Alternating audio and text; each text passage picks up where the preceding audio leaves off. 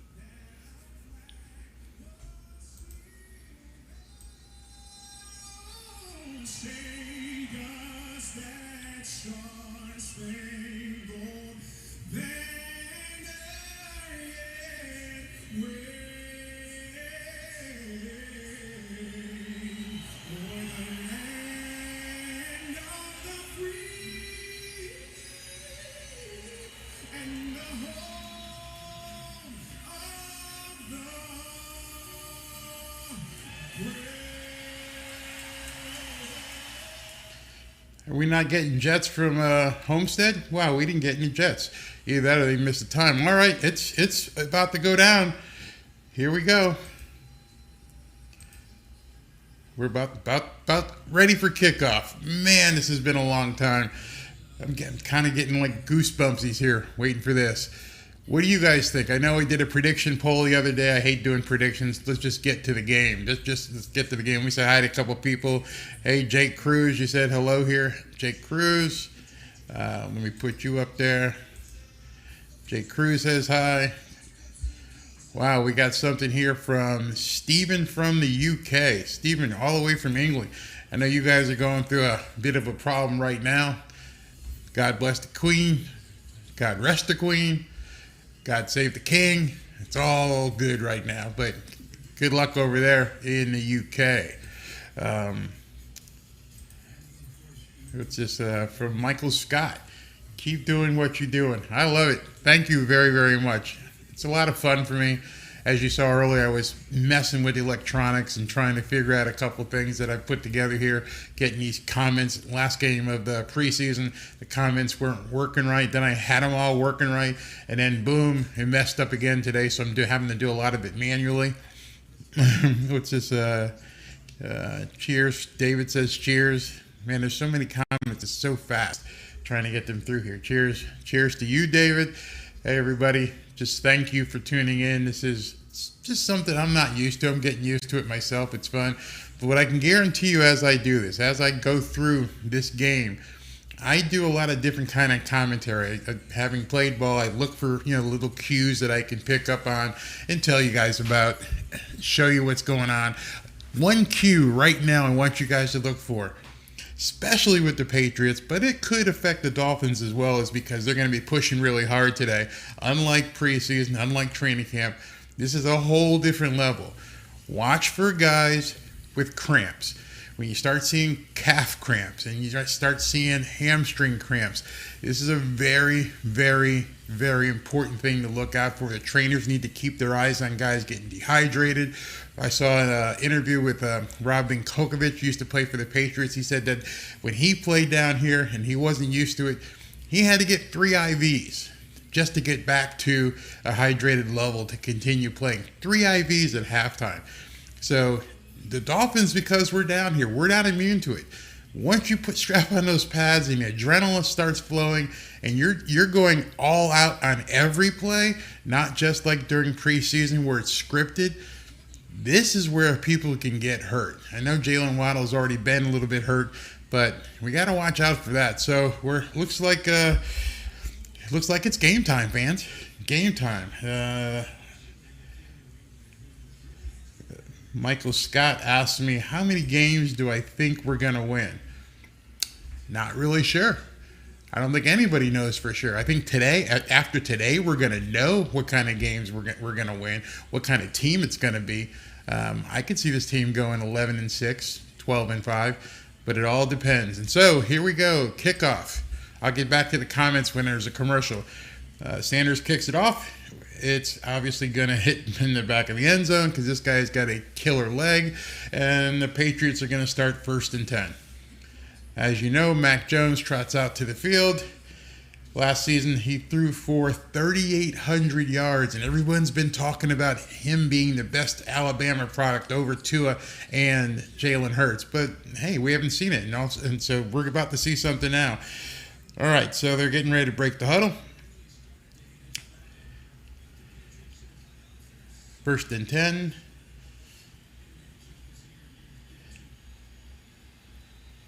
Got player in motion. All right, so here we go. Here's a snap. First play is a pass. He looks for a play out into the flat, and it's about a 9-yard completion. Who's that to? Jacoby Myers. So a 9-yard completion. Didn't really like that. Actually, they gave him the first down with the placement of the ball. Let me see if my scoreboard is working. Yes, the scoreboard is working. You guys like that? Boom. Scoreboard is working. Needham tried to go ahead and defend the pass. Actually, it was a 9-yard game. 2nd and 1. This will probably be a running play or play action.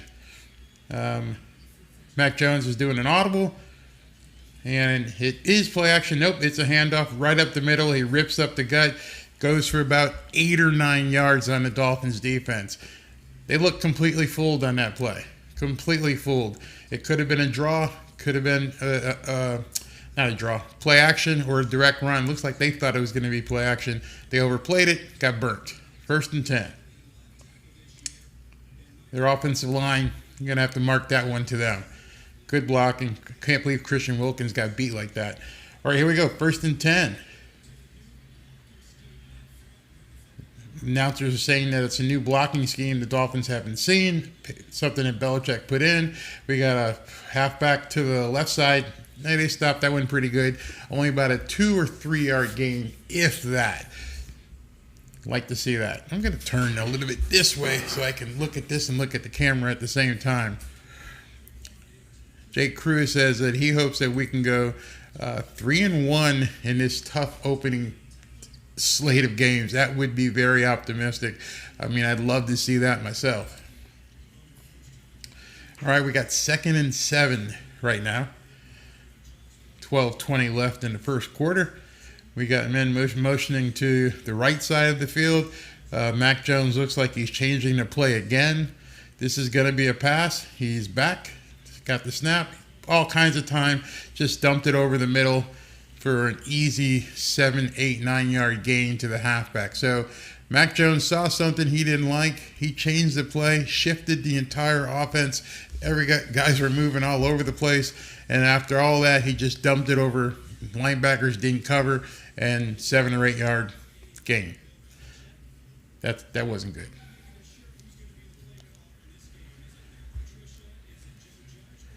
All right, we've got a formation where the wide receiver just came in.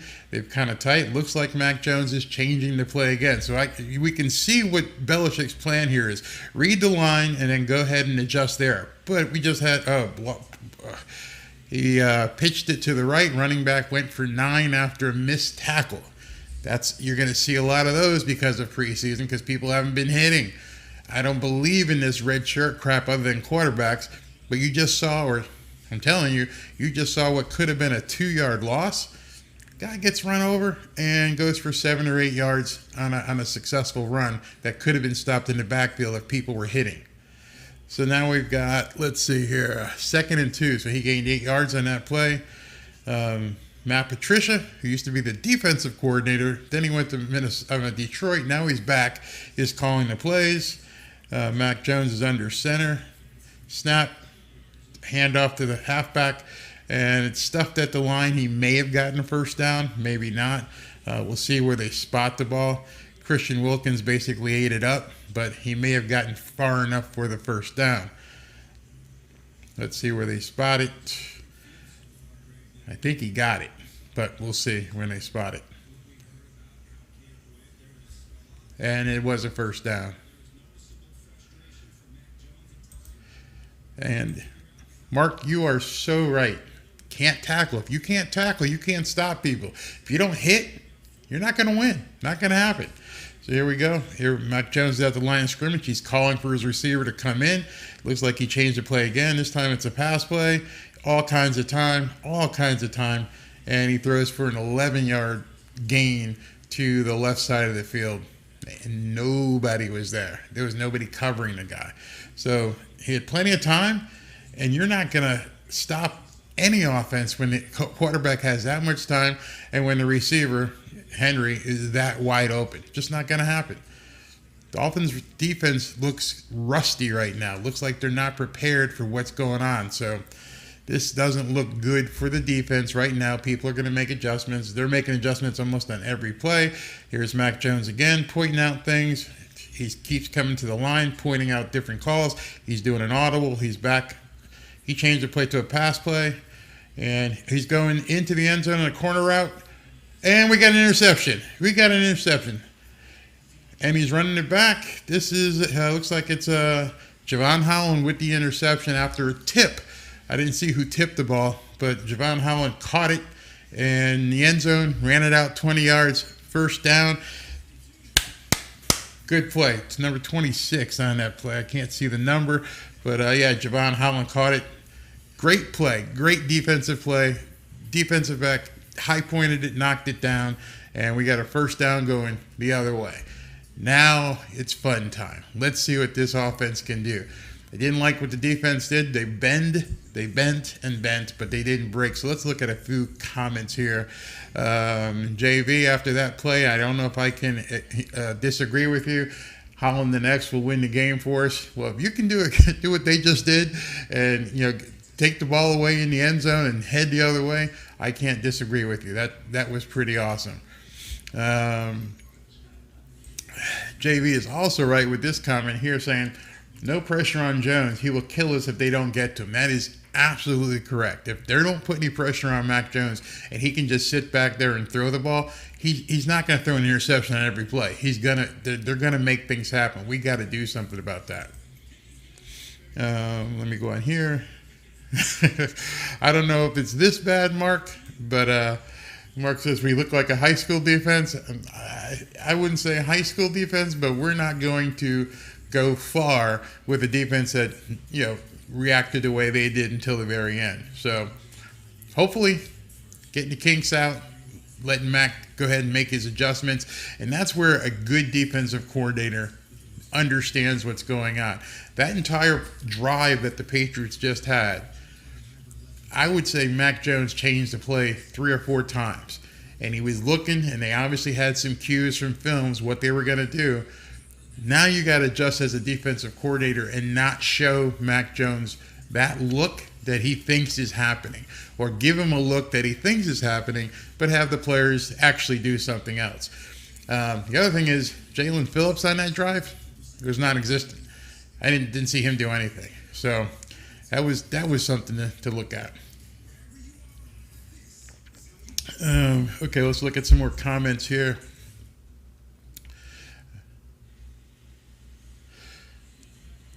I love this one. Showing some Samoan love. Let's go to it. Let's go Miami. Let's do this.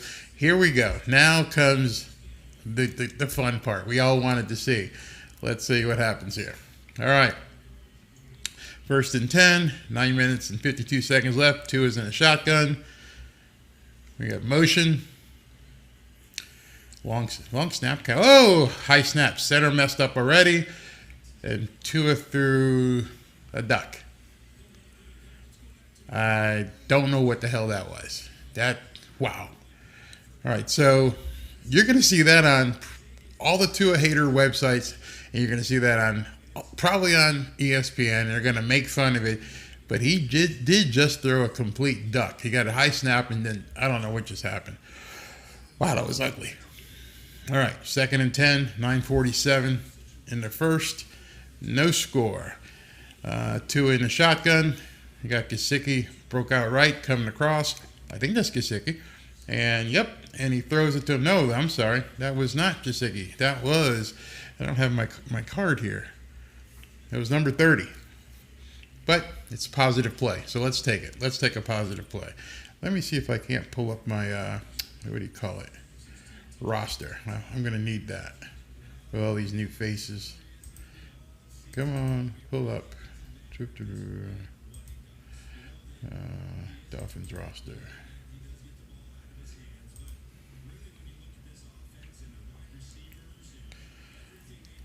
That was Alec Ingold, the fullback, who caught that pass. All right, 3rd and 2. Tua comes back, fires, complete. And it was a real short pass to Tyreek Hill. Again, if they want to say that Tua is a dinker and dunker, I don't care. If those are positive yards, that's what matters. Positive yards. Let's see what happens next. All right, so now I've got my scorecard up, so I know all the people who are playing. Let's go. They're trying to rip the ball away from Tyreek, something awful. All right, so we got 1st and 10. 7:38 left in the first quarter. On a 41-yard line.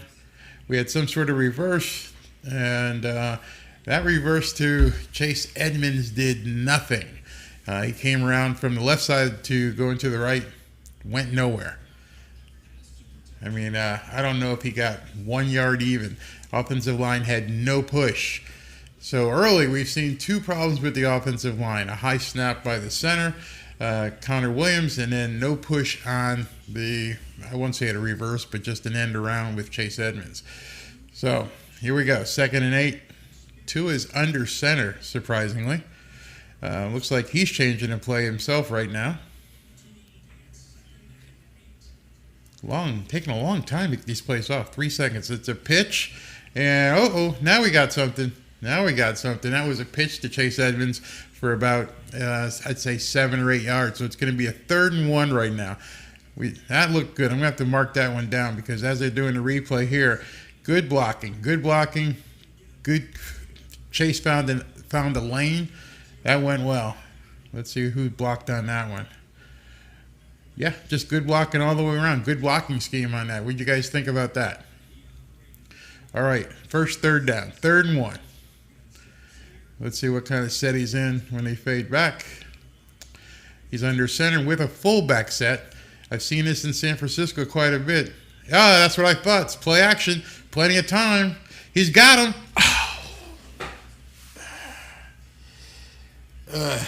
He overthrew the fullback on that play.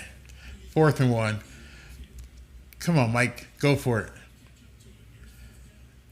it. I don't know why it was the fullback who was on that play. Yeah, it's Alec Ingold. But what do we got? 4th and 1. He's on a 40-yard line, and he's going for it. Yes, baby. Yes. Come on. Showing it. Be bold. First game of the season. If your offensive line can't get 1 yard at home, we got big problems. Here we go. 2 is under center, 4th and 1. And Belichick wasn't ready for that, and he called timeout. So that's a good thing. That's not a bad thing. Make him use a timeout. Good, smart by that was smart by Mike McDaniel. I like that. Make him use a timeout. You know, I feel the same way. I think it's Waddle time. I don't know where Waddle's been. He's been hurt, obviously, but you know, let's see if we can't get him in the whole scheme of things going right now. So they didn't cut to commercial, so it's 4th and 1. I guess that was a 30-second timeout. He's still going for it. 2 is running back on the field. And let's see.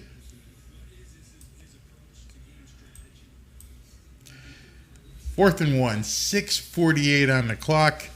0-0 between New England and Miami. This is a big play. I know it's kind of an understatement, but this is a huge play early in the first game of the season. I think Mike McDaniel's trying to set the tone. I think he's trying to let people know he's going to be aggressive. I don't have a problem with it. 2 is under center. 4th and 1, little less than a yard. He's under center. He's called the signals. Oh, wait a second. Somebody jumped. I think it was the Patriots. I think we got an offsides against the Patriots. Let's see what we got. And call it. You going to call this? Hurry up. I don't see the Dolphins going off the field, so this is definitely offsides. That's going to be a first down. I'm not going to play the little thing yet because we didn't earn that. But I don't know if Tua got the guy to jump or not, but we'll take it. It's first down. Reset the line. Yeah, he jumped. Yeah, and he jumped from the position you're never supposed to go offsides.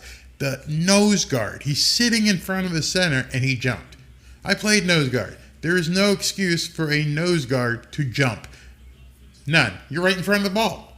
All right, here we go. 2 is under center. Looks like Tyreek in motion. Play action. He's going deep. He's got Tyreek wide open at about the 20. You gotta like that. That's what we paid for.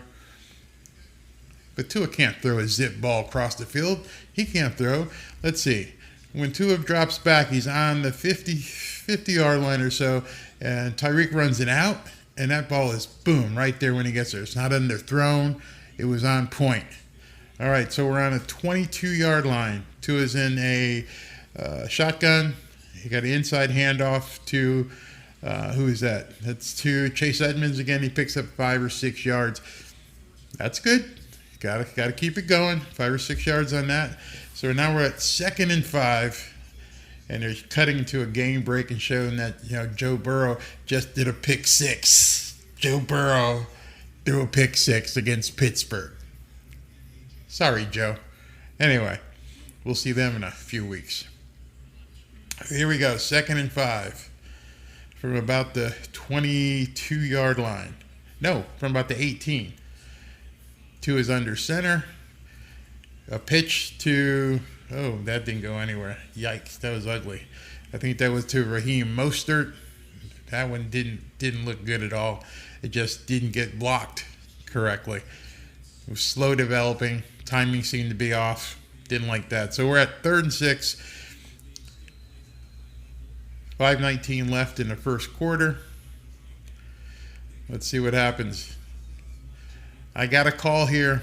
This won't be play action. This has to be a design pass. This is probably one of Tua's rollouts, which Belichick is probably going to know too. So let's see what happens. Tua's under. No, he's in a shotgun. No one in the backfield. Empty backfield. He's back to pass. He's going to have to run. And Tua is sacked, and he gets fumbled. You guys heard this story before? You guys heard this story before, right? Tua getting sacked. Man, offensive line just got beat. Just got beat completely. I mean, it looked bad. It was a jailbreak. That looked really, really ugly. Man. Come on, Mike. You got to get some linemen, dude. Your running plays ain't working on a definitive throw. Don't interrupt. He's going for a 43-yard attempt here. Hopefully Sanders can nail this one. He's been pretty much automatic during preseason. And, okay, so we'll take a 3-point lead. It's going to be a 3-0 Miami, 4:06 in the first quarter. But we have a couple problems that have exposed themselves already. The defensive line isn't stopping the run, giving Mac Jones way too much time. The offensive line can't block. They're not blocking. They're not giving Raheem Mostert and Chase Edmonds any space. And then on definitive pass downs, when the defensive line can pin their ears back and they know it's a pass, like we just saw, they got ate up, completely eaten up. So Tyrone Hall here, as you say here, that's how he gets hurt. That's very true. If he goes down, we're in big trouble. I know a lot of people think Skyler can really make things happen, but if this guy goes down, we're in big trouble. So I don't want to see that happen.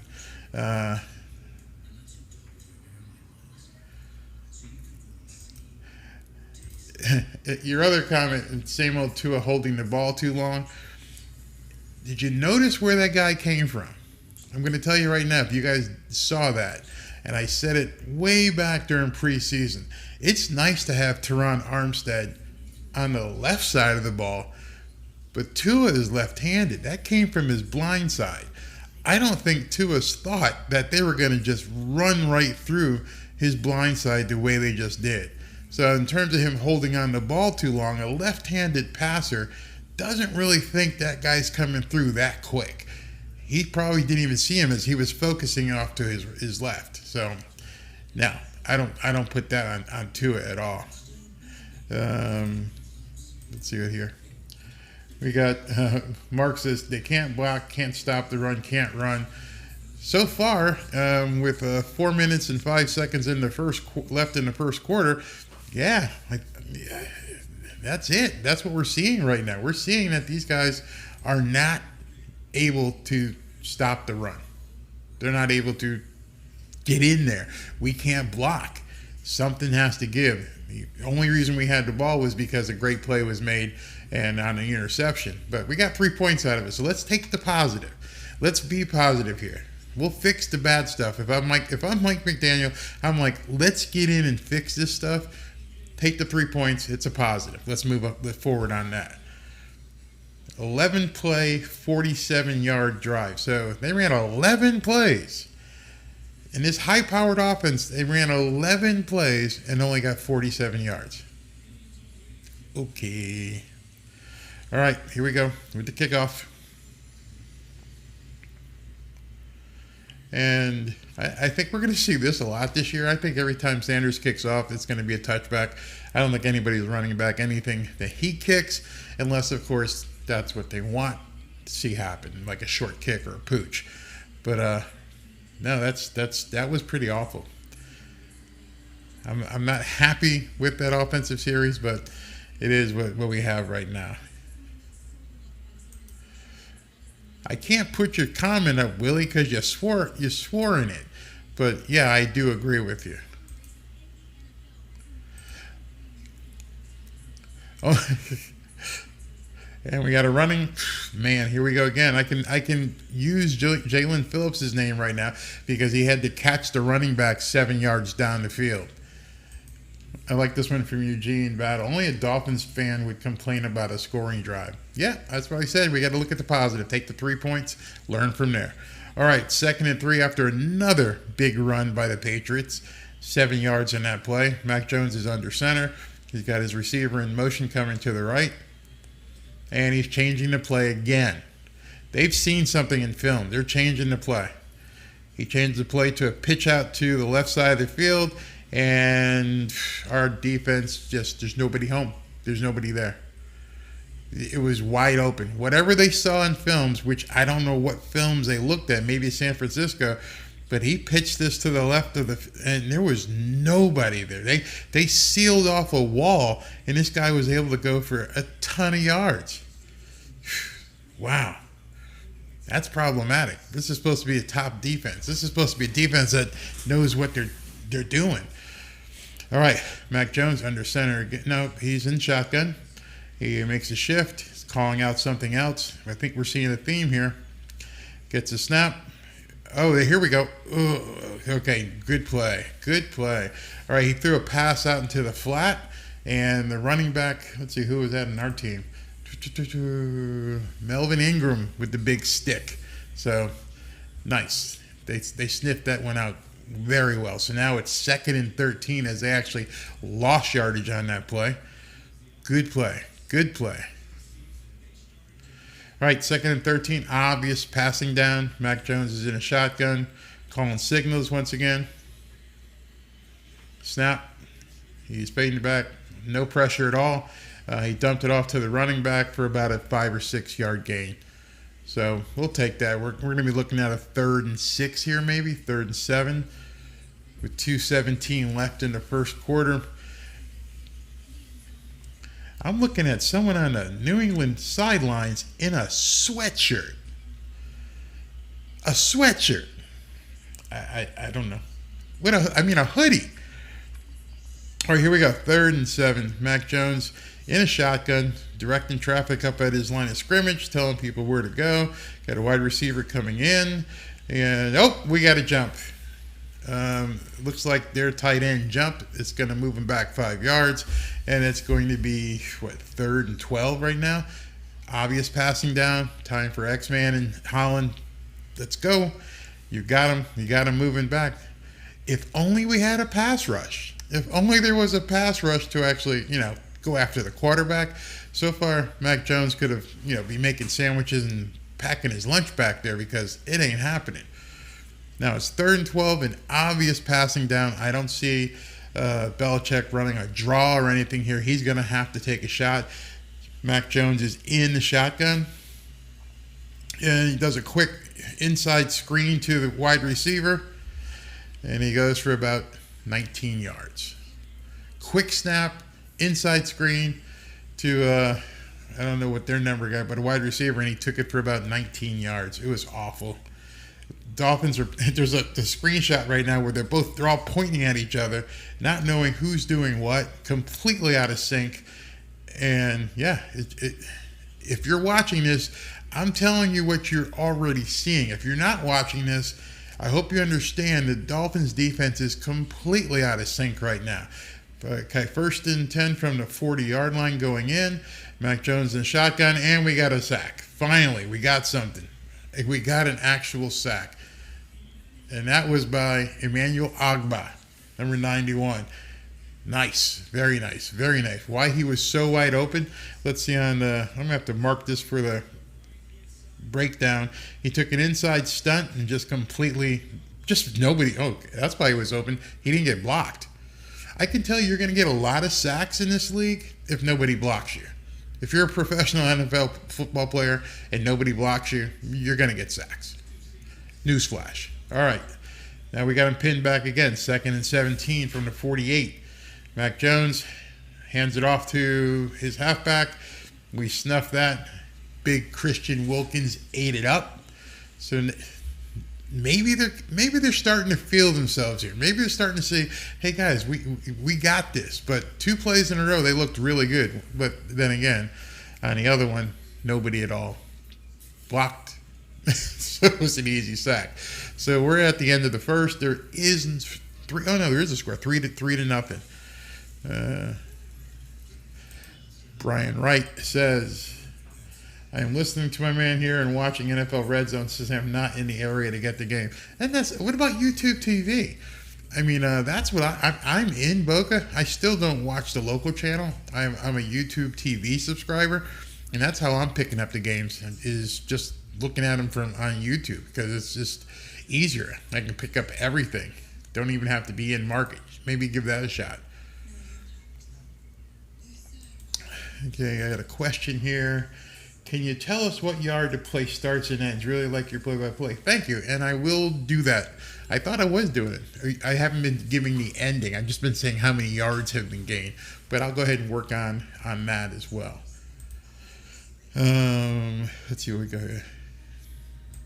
Richard Hampton says that the defensive coach is being out-coached. The defense don't know what's going on. They're pointing fingers at each other. You guys have got to see it. I'm going to go ahead and try and screenshot that for my breakdown tomorrow. And you're going to see in this play, they're all like, looks like that Spider-Man meme. They're all pointing at each other, where are you going?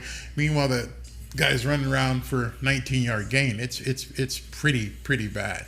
So don't know what happened there. Again, this is a game of adjustments. Going to give you a little football tip here. This is a game of adjustments. There is so much data that these coaches have available to them. They're getting things called down to them. They're getting the shots on their tablets so they can see what's going on. Bill Belichick being a 6-7-time Super Bowl winner, he knows all these tricks. He's helping Mac Jones see what's going on in the field. Here's the good part of this.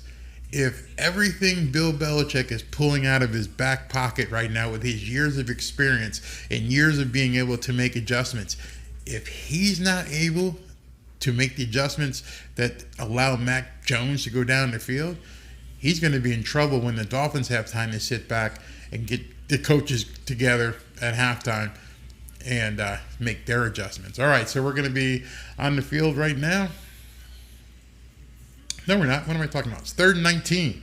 3rd and 19 on the 48-yard line. I'm going to tell you, do what you asked me. 3rd and 19 on the 48-yard line. Mac Jones is in shotgun. He's running, and he dumped it off to his tight end, and the Dolphins ate it up for he got about a 5-yard gain on that pass. So we're looking at 4th and 14, 4th and 13. Way out of field goal range, so we're going to see a punt. This is going to be interesting. Who's going to be the punt return? Oh, Javon Holland is going to bring the punts back. At least he's bringing this one back. I remember, all week long, Mike McDaniel said, we're going to put a star out there running punts back, and he sure did. He's got Javon Holland out there right now. Okay, here we go.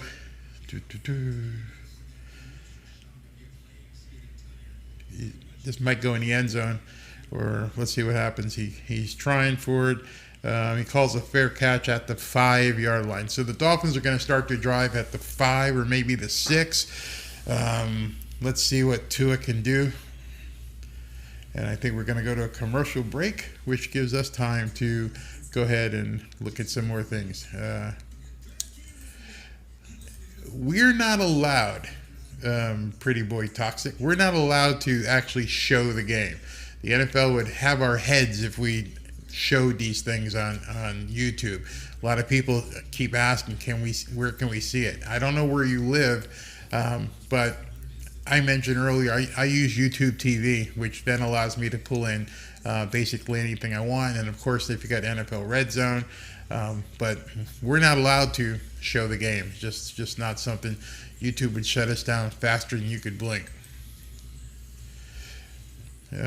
Brian Wright says, here we go, our defense is not showing up right now. We need to just settle down and play our game. I agree.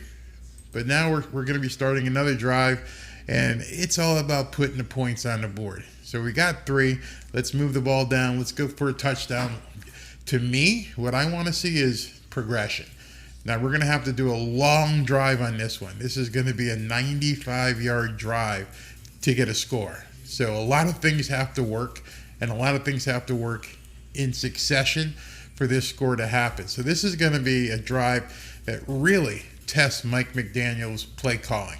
Starting from your 5, if the offensive line isn't blocking, your run game is going to be in peril, and you're going to need to rip off some runs here in order to soften up that defense. Let's see if they're up for it.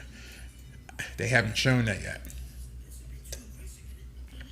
And we're, as we're going into the second quarter now, the other thing you're going to want to start thinking about is looking at these guys on the defense, the Patriots defense, and see if the weather's starting to get to them. Get time of possession, things of that nature. What's going to happen? Are we going to be able to get a push on them because they're going to get hot and tired? We're going to find that out real quick. Let's see if we got anything else in here.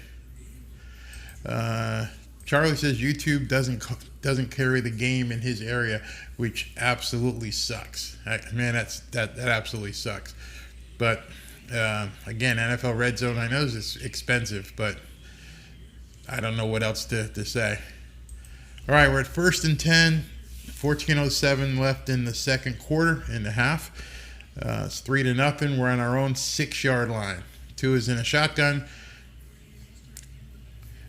He's throwing the ball, and he's got a we got a completion to Tyreek, who was able to shake a guy and get around for about a 4-yard pass. We'll take it. Second down, 2nd and 5 from about the 10 or so. He'll take that. And if anything else, it's a setup play. It sets up a play because when Tyreek caught it was just a quick hook. At that point, the defensive back basically has to commit to an in or out, and he caught Tyreek before he spun. We got a handoff. Nope, we got a play action. He's throwing it, and it doesn't look like it's going to go anyplace, but Tyreek was able to eke out about 2 or 3 more yards on that. So the ball is going to be right at about the, about 13 or 14 yard line. We're looking at 3rd and 1 or 3rd and 2. That was an interesting play. You don't normally see your left-handed quarterback roll out to the right side of the field and have to turn his body around. But that's what he called. So now it's 3rd and 1. Come on, offensive line. He's under center. Come on, offensive line. All right, Tyreek's in motion. Handoff up front, 1st down. That's going to be, I get to play it. That's another Miami Dolphins. That's the first time of the season I got to play that. I'm happy. Good run by the fullback, Alec Ingold. All right, so it's 1st and 10. We're at about the. That guy asked me to start saying the yard lines. Kind of hard to see the yard lines when they don't show it. Looks like we're at about the 16. We're at the 16-yard line. 1st and 10. Tua is in a shotgun. Actually, we're at the 17. Here comes this. We got Tyreek in motion. Inside handoff to Raheem Mostert for about 4 yards. And there's our first guy hurt. All right, guys. Notice what I told you earlier. Number 73.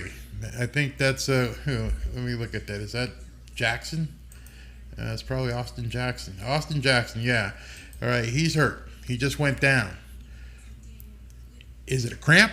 Look, I can't see what the med guys are doing out here.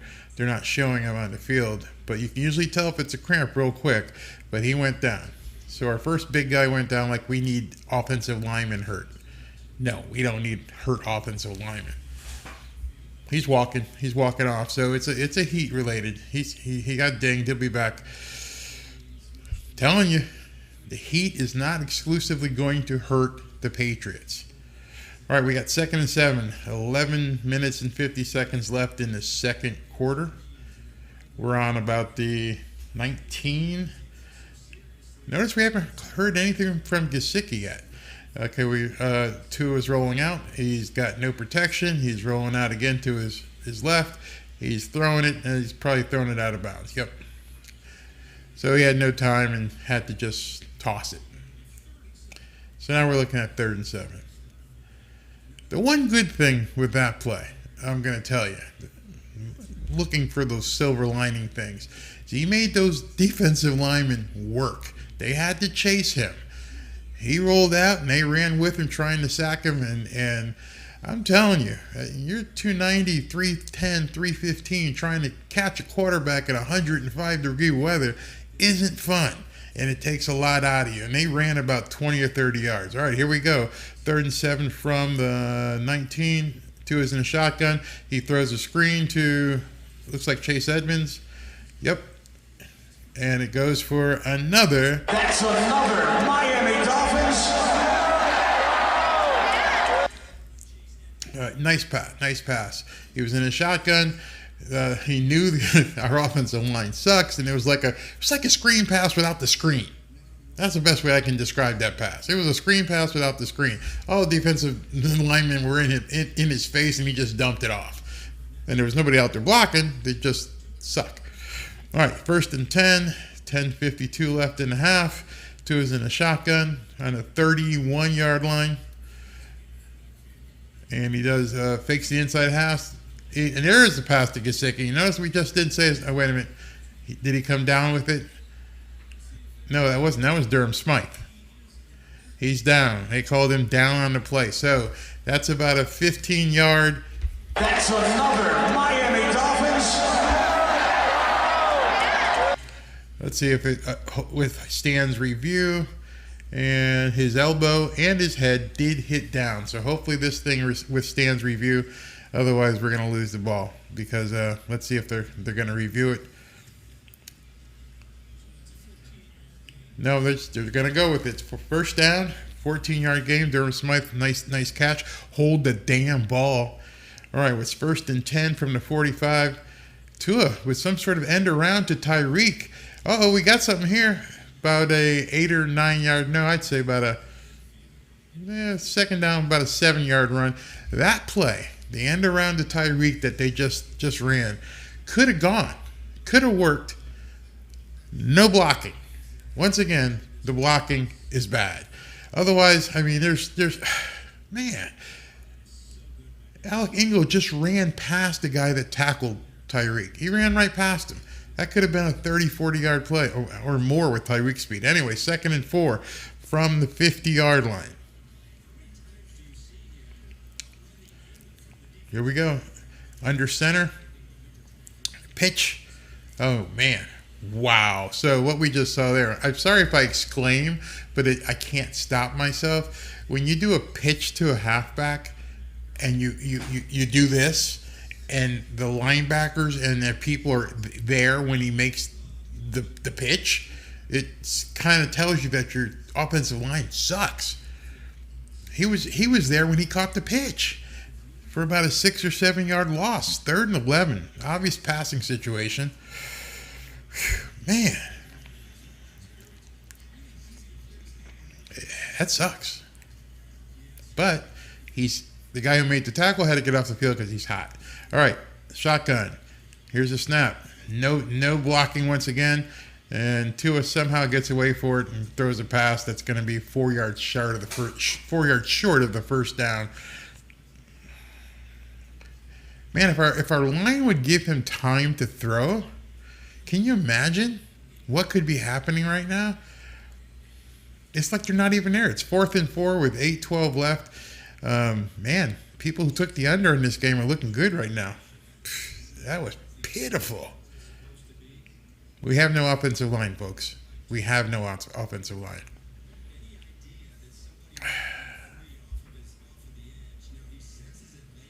Wow. All right, he almost dropped the snap from the punt, but he got it off, and this punt's probably going to go down to about the 15-yard line, fair catch. So let's look at some comments. Eugene Baptiste says 95 yards is just about too far for any team to go. I wouldn't say any team. I think people can do. My boy Mac McMillian says he's shut out from Canada. Love your take on the Dolphins. Thank you, sir. Thank you very, very much. Yeah, you're right. That could have been a 73-yard touchdown run by Mostert. No blocking. Can't do anything if people aren't going to block. If you're not going to block, what are we supposed to do? Now, I'm not one of those guys who just talks about Dolphins guys. I want to talk about football here. This guy says the Bills are going to expose McDaniel. I don't think the Bills, based on what we saw on Thursday, are going to expose McDaniel. I don't think Mike McDaniel is the issue. I think what we're seeing on defense is the issue. Now, again, we're leading 3-0, so Mac Jones hasn't shown anything that he's able to exploit the problems. Yeah, the Bills have a better running game, but that's down the road. Don't look at the first half of the first game and think that's what you're going to see moving forward. Because if that's what you think, if you think what you see in the first game is what you're going to see moving forward, if you're that ignorant about football, then right now you're saying the Super Bowl champ Rams are done. That's what you're saying. You're saying that if what you're seeing in the first half of the first game is indicative of what a team is going to do in the future, then you've already written off the Los Angeles Rams. Is that what you're saying? Because if that's what you're saying, I got to say you're an idiot. I don't know disrespect. Thank you for commenting. But if you think the Los Angeles Rams are out of it because of what they did on Thursday, you're not understanding football. So, will the Bills expose McDaniel? I don't know. We're going to see. It sure is a lot of football to go. Let's see.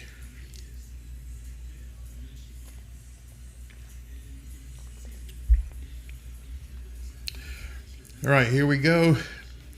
1st and 10 for the Patriots. 7:45 left in the half. They're on their own 15-yard line. We got a man coming in motion to the right side of the field. Mac Jones under center, going back to pass, lofts a duck basically for his wide receiver. He tried to put a touch on that pass. Guy wasn't open. He tried to force it. I hope Mac Jones forces a lot more passes. I really do.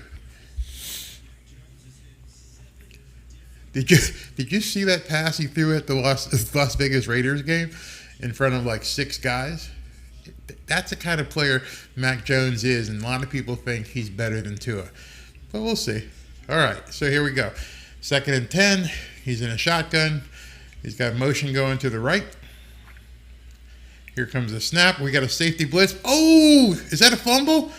No, it's a touchdown. Number 1, get to the Miami Dolphins. Miami Dolphins. Miami Dolphins, number 1.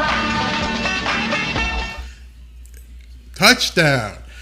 They threw a safety blitz. I mean, a cornerback. No, that's a safety. They threw a safety blitz. Number 28, 29. Took him down before he could throw the ball. And then Melvin Ingram picks it up and ran in for a touchdown. Gotta love that. Brandon Jones with the sack, force fumble into the end zone. That's what we're talking about. That's what we're talking about. Here we go for the extra point, and it's up and it's good. And 10-0 Miami in the first half. Mac Jones is better, huh? Okay. Whew, he just stood there and got blasted. Absolutely blasted. Ball falls right into Melvin Ingram's hands. He walks into the end zone for the TD. Gotta love it. 10-0. Oh, man. That's gotta love that. Let's see here. Let's look at some comments. Isn't it funny how things happen so quickly and people just change their tune? It says our defense looks like it's going to carry us again this year. That was one series. That was one play.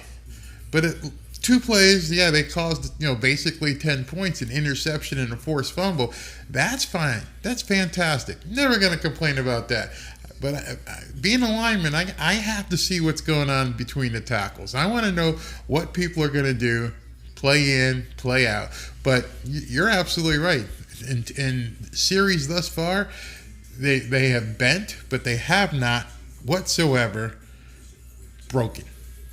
Interception in the end zone, and then a sack, forced fumble for a fumble return into a touchdown, and you got to love that. Just got to love it. 10-0 Miami. All right, what else we got? Kenneth Parker says, Ingram, what a pickup, and the Talking Heads questioned it. I've been saying that. I've been saying that for months. People call me a Tua honor. They've been calling me all kinds of, I want to slurp on Tua. No, I just want to see the Dolphins do well. And what we're seeing right now is good. Wait a minute. Wait a second here. We got somebody calling me out with something.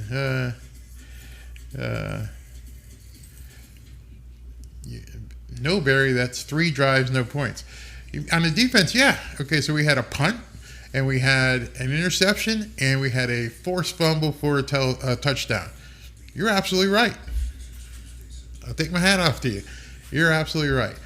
Again, what I'm talking about, in the trenches, you're not going to get forced fumbles and interceptions on every play, but you are going to have interior line and linebacker interaction on every single play. Every single play. And that's what I'm talking about. But you are absolutely right in terms of saying, hey, listen, don't look a gift horse in the mouth. That's 3 drives. That's 3 shutouts that they've pitched. They haven't scored on this defense. Yeah, that's success. And you're absolutely right. No matter what anybody says, that's 3 shutout drives. All right, so here comes the kickoff. Back to the game. We're at 7:34 left in the half.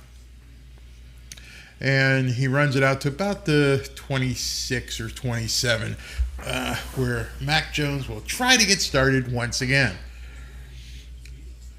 I mean, I couldn't believe on this they're showing the replay of the forced fumble, and I cannot believe how fast he got in there. I mean, he came in on this loop basically untouched, because the wide receiver motioned to the right, and he came in, and nobody touched him. No, I mean, didn't even get breathed on, and he knocked the ball out of his hands. So I don't know what Mac Jones saw there, but that was something he should have audibled out, because when he saw that safety creeping up, he should have said, I just put my person in motion. I need to do something.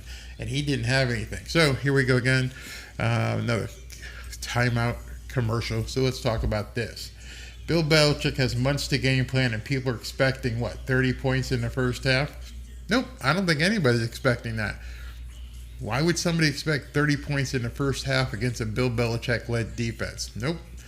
But I like what I see so far on the defense, being able to push the pitch out. I mean, the shutout. But again, I keep saying, being a lineman, I'm looking deep into this. I'll break it down in the next day or so, but it's the line play that I'm looking at because of long term. Like the guy said, what are the Bills going to do to us? I don't expect Josh Allen to make the kind of mistakes that Mac Jones is making. I don't think anybody's going to expect Josh Allen to make those kind of mistakes. So understand the guys upstairs in the booth, they're looking at that as well and going, okay, let's go ahead and mark this play.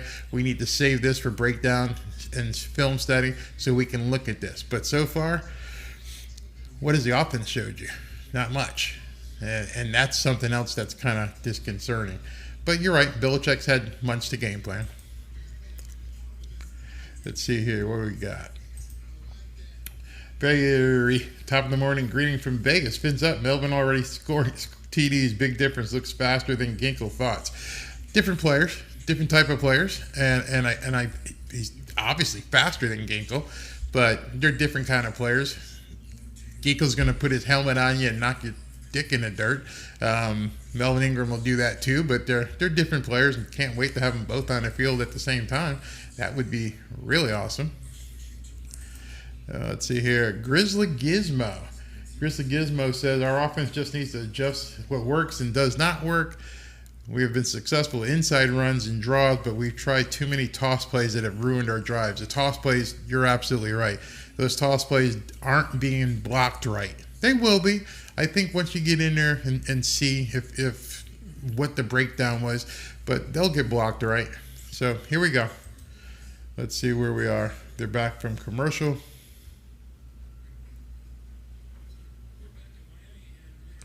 We had an injury.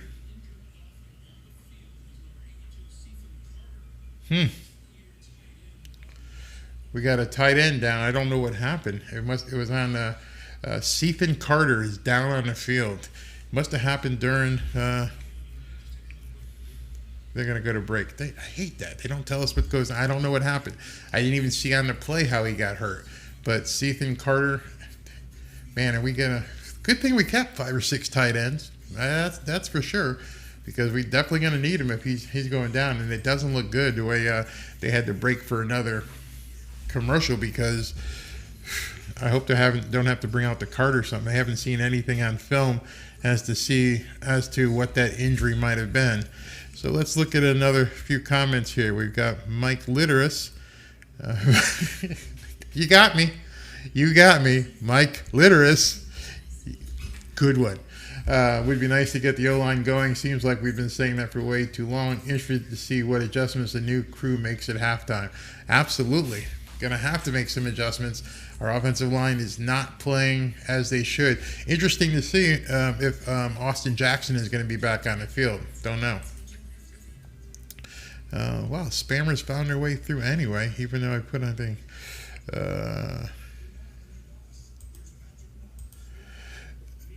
I'm starting to like you. I'm really starting to like Eugene Baptiste right now. Batiste, not Baptiste. Eugene Batiste. If we stop them again, I'm going to go crazy. You're obviously a defensive guy. Being an offensive lineman, I always talk to guys who are big on defense. And my old coaches, both of them, high school and college and early, said you only have to win 2-0. If you get a safety and the other team doesn't score, that's a good day. You won 2-0. Take it and go on to the next game. You remind me of that. You love defense, and I love guys that love defense. My old college roommate was a linebacker, so I got to hear the ins and outs of what he thought. Different breed of people. Completely different breed of people. And then us offensive linemen. Let's see. We're back. Oh, we had to bring the card out.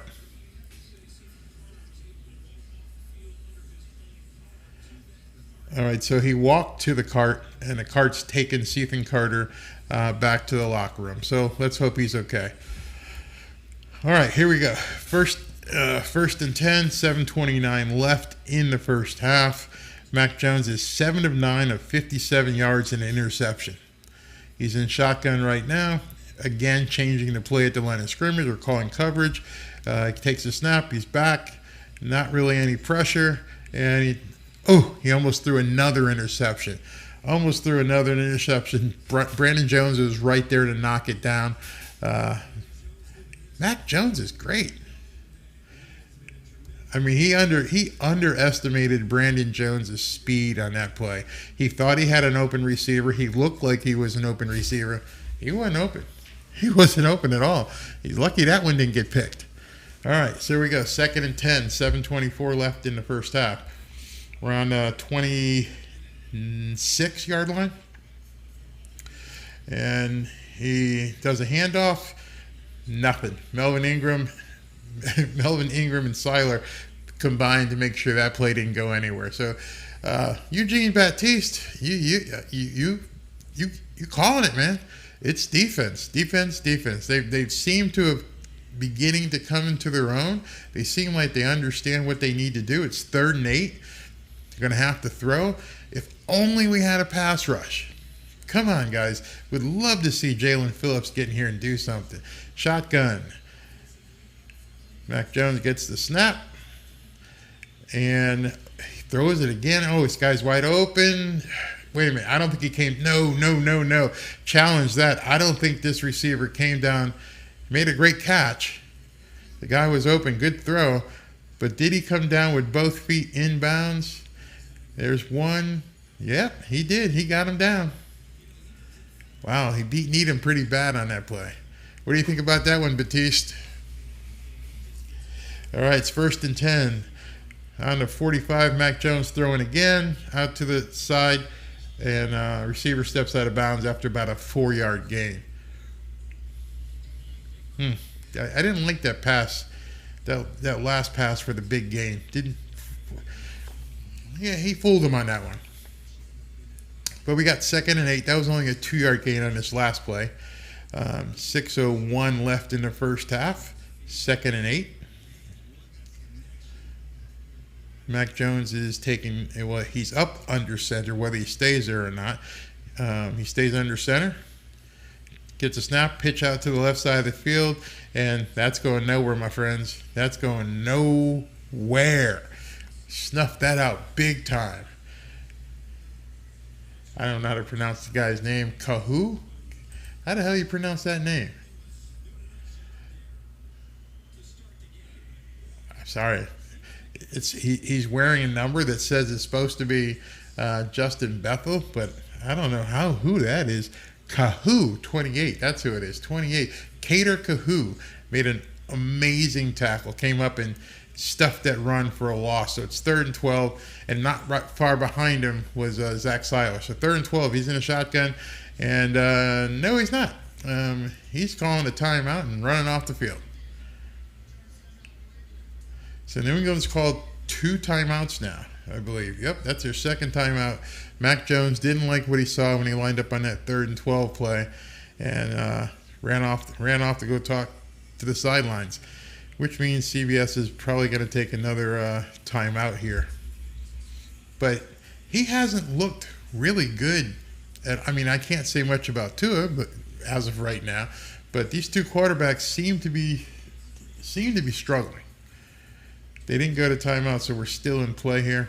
I guess that was a quick timeout.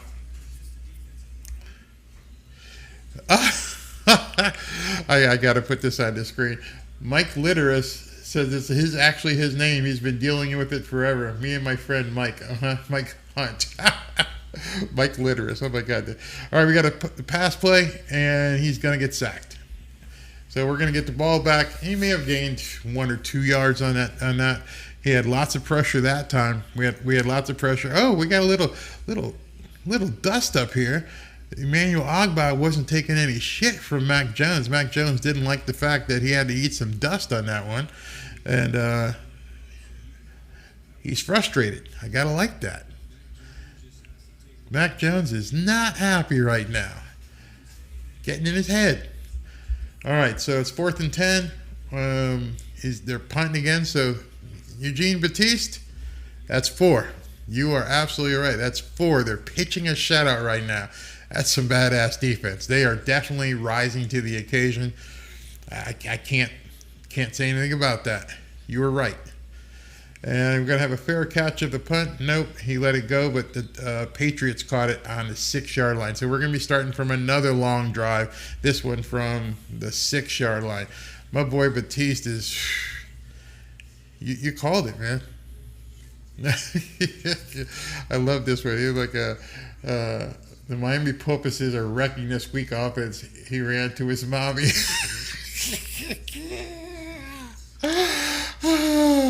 Yes, he did. Oh man, that was too funny. He looked pissed off. He didn't like Emmanuel Ogbah getting in his face and rubbing his head in the dirt. And then he ran off the field, and you could tell they're in his head right now. The defense is playing very well. They've adjusted. Now, I'd love to see a big drive here. I know again our field position absolutely sucks. It's 1st and 10, 4:05 left. We're on I'm going to call this a 7-yard line, maybe the 8. Tua's in it. They've got a fullback set. And we've got Tyreek in motion. He hands off to Chase Edmonds right up the middle. Maybe 1, maybe 2. Not much. Not a whole lot there. But I'm not going to go hard on the offensive line right now. You're on the 5 or 6 yard line. Yeah, it's tough. All right, here we go again. 2nd and 8.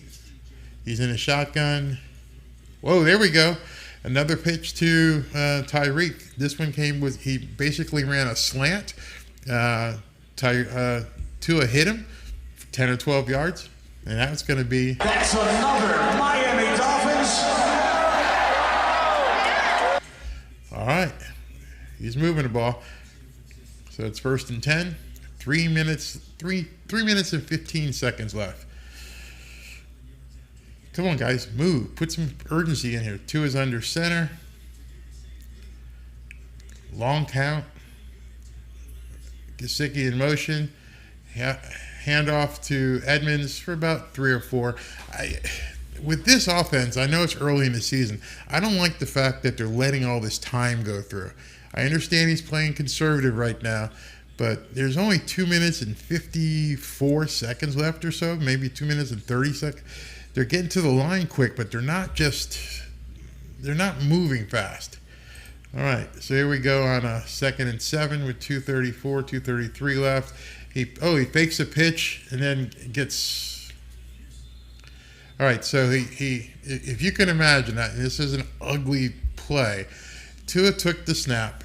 He faked the pitch to the left, and the left-hand quarterback then had to rotate to his right. When he rotated to his right, there was a Patriot guy standing in front of him, unblocked, just standing there. He tried to dump it off to Durham Smythe, but to no avail. Notice we still haven't called Mike Gesicki's name yet. This is weird. All right, so it's 3rd and 7, 2:27 left. I got to think that he's going to be conservative. To his back to pass. He throws a pass. 1st down. That's another Miami Dolphins.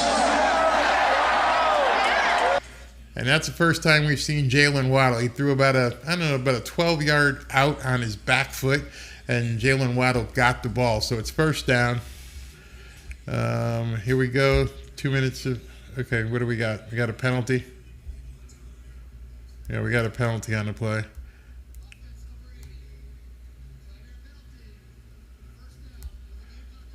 Tanner Connor got called for motion or something. But as we go to the 2-minute warning. All right, 2-minute warning. Let's look at some comments. Mike Litters again, yeah. Getting in his head is better than a hard hit. Yeah, because he keeps it there. The sting doesn't go away. Absolutely. James Illustra, love Miami. Wait a minute. So, what are you saying here, Trey? We got all that speed and the game's still close. We think speed should absolutely be winning right now. It's 10-0. The Dolphins have the ball. Hopefully they can move down for another score. You're away. Your quarterback has shown nothing, and you're thinking that the Dolphins are the ones that are having the problem? Yeah, okay. And here we got another Patriots fan. Y'all should be up 20-0. Maybe. But are you going to... Better than being down 10-0, isn't it? You're telling us we should be up 20-0, but it's still better than being down 10-0. Okay, I got that. Eugene Baptiste, get the clock moving. I won the first half. This half is over. Go on to the locker room. We're not playing no more. This half is over. We won it. No. I want to see something happen here. This is a good quote. Good comment here. Boy, I wish to be a fly in that wall in that New England locker room at halftime. I don't think there's gonna be fireworks in the New England locker room at halftime, but I think there's gonna be a lot of two things happening in that locker room. You're gonna get a lot of people getting iced down, trying to get rejuvenated for the second half, and whatever adjustments they had coming into the game, where they were going to have Mac Jones call his own plays at the line of scrimmage, do some audibles, that's not working. So he's going to have to pull out his little cue card there of plays and actually start thinking of some plays to run instead of letting Mac Jones run the audibles. That's what I think is going to happen. They tried it one way, it didn't work. So they're going to have to go ahead and fix it and try it a different way for the second half. And that second half adjustment, I think, is going to be taking away Mac Jones actually changing the play at the line of scrimmage. And don't be surprised if Belichick takes over the play calling. All right, 1st and 15 from our own 29. Tua's in a shotgun. Tyreek going in motion. Play action. Oh. Now, that's what I'm talking about. Tua threw a duck, and everyone knows Tyreek is fast, but wait a second. That's another Miami Dolphins. Tua threw a duck, but people talk about Tyreek being fast, but dude is strong as a bull. He went up and took that ball for about a 15-yard gain. Unbelievable. Unbelievable. And good thing they were there to wrap him up, because that would have been 7. He would have taken that to the house. 1st and 10 on the, 45 of the Patriots. Tyreek in motion again. Tua goes for a short. Oh! Tyreek dropped that one. Now, that one was on Tyreek. He tried a slant coming over the middle. I don't know if Tyreek saw footsteps or if he's kind of worn out a little bit here, because he's been running hard. But he was wide open. Tua hit him. He dropped the ball. That's right. He's looking hot. Yeah. Tyreek's on the sideline right now grabbing some water. Yeah, you can tell he's overheated. So, like I said early, it goes both ways. He's breathing hard. All right, 2nd and 10 from the 45. 1:17 left. Tua back to throw. Can't find anybody. Held on the ball way too long, and he just got sacked. That's been something everybody has said that detracts against Tua, is you can't hold on to the ball. That should have been thrown to a cheerleader or something. That was ridiculous.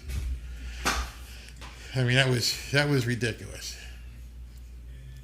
He had some time. He could see it wasn't a blind side, and he just held on to the ball too long. So I think we got a timeout here. Did Mike call a timeout?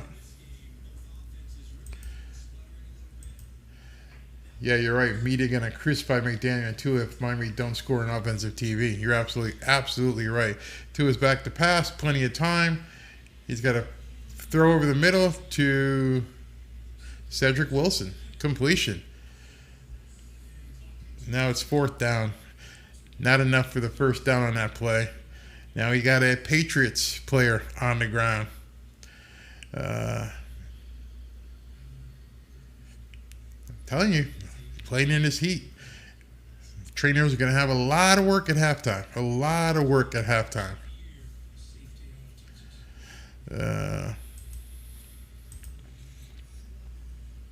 James Ellistra says, is Tua not a mobile QB? I think Tua is mobile, but I think he just holds on to the ball a little bit too long, thinking people can get open, not realizing his offensive line can't hold a block for that long. I hate seeing these guys, on the field like this, but it's 105 degrees out there, man. Even Tyreek just had to suck down some water and catch his breath, and he's in fantastic shape. Yes, I saw what Buffalo did to the Rams on Thursday. It doesn't mean anything. It's the first game of the season. Josh Allen looked like he was playing his 7th game of the season. Matthew Stafford looked like he shouldn't have been playing at all. So I'm not sure what to make of the Rams. We'll see. Mike Litterer says that Tua will get blamed for the drop. Of course.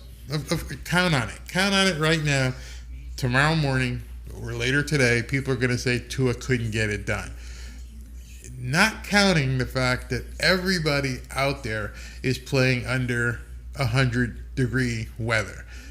If they ever cut to that shot of Tyreek missing that ball and then going to the sidelines, they probably won't show it. I'm gonna cut it, and you see that probably the most fit guy on the Miami Dolphins sucking air. He was sucking air, sucking water. It's hot, people. You just can't. I told you at the beginning of this broadcast, watch what happens. It's not the same as practice. It's not the same as a preseason game. This is different. Every play is all out 100%. Your body's not ready for it yet. And if Tyreek's body isn't ready for it yet, the other guys ain't ready either. I mean, you have to understand that. All right. Can someone answer this? How many turnovers do the Finns have this half, and how many do the Pats have? Now, how is Matt Jones better? Exactly. You mean Mac Jones. But in any event, exactly. Right now, both quarterbacks are struggling, and both teams are struggling. What you're seeing is the better defense right now is leading to where we are with a 10-0 Dolphins lead. But neither team is dealing with this heat much right now. And I'm going to throw something else at you. Neither team is dealing to the fact that preseason in the NFL is a waste of time. Complete waste of time.